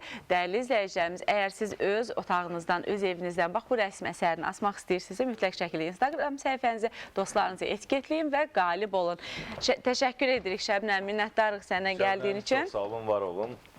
Ən əsasda ən çox təşəkkürlər də təbii ki, Günay xanıma düşür, Günxan xanıma. Günxan xanıma. Günxan Art Studiyaya. Bəli, Günxan Art Studiyaya düşür və bizim bugün dəyərli müğənnimiz Elada Eyvazova. Danışacaq, söhbət edəcək. Amma ilk olaraq bizim təşəkkürlərimiz var. Mən özümə təşəkkür edirəm. Özünə təşəkkür edirsən. Bugün hər bir şeyinə görə saç, makyaj, geyim özünə təşəkkürümü bildirir. Mən isə saçıma görə HDC Bakıya təşəkkürümü bildirmək istəyirəm. Kamil Bosa və Usta Emnəm. Bununla yanaşı olaraq geyimimə görə SX kişi geyim mağazasının minnətdarlığını bildirirəm. Zərifə Əliyeva 32 ünvanında yerləşir. Sahil metrosunun yaxınlığında müxtəlif geyimlər var orada. Təbii ki, seçiminizi özünüz edə bilərsiniz. Təşəkkürlər və başqa nə deyəcəkdim? Nəsə deyəcəkdim, yadımdan çıxdı. Yox, qalsın gələn verilişə. Qalsın gələn verilişə, sabah da yarın buradayıq. Bəli, mütləq. Təşəkkürlər, minnətdarıq ki, dəvətimizi qəbul ediniz, gəldiniz. Çox sağ olun. Və Eladanın ifasında proqramımızı yekunlaşdırırıq. Buyurun, keçdik. Rəqs eləyək.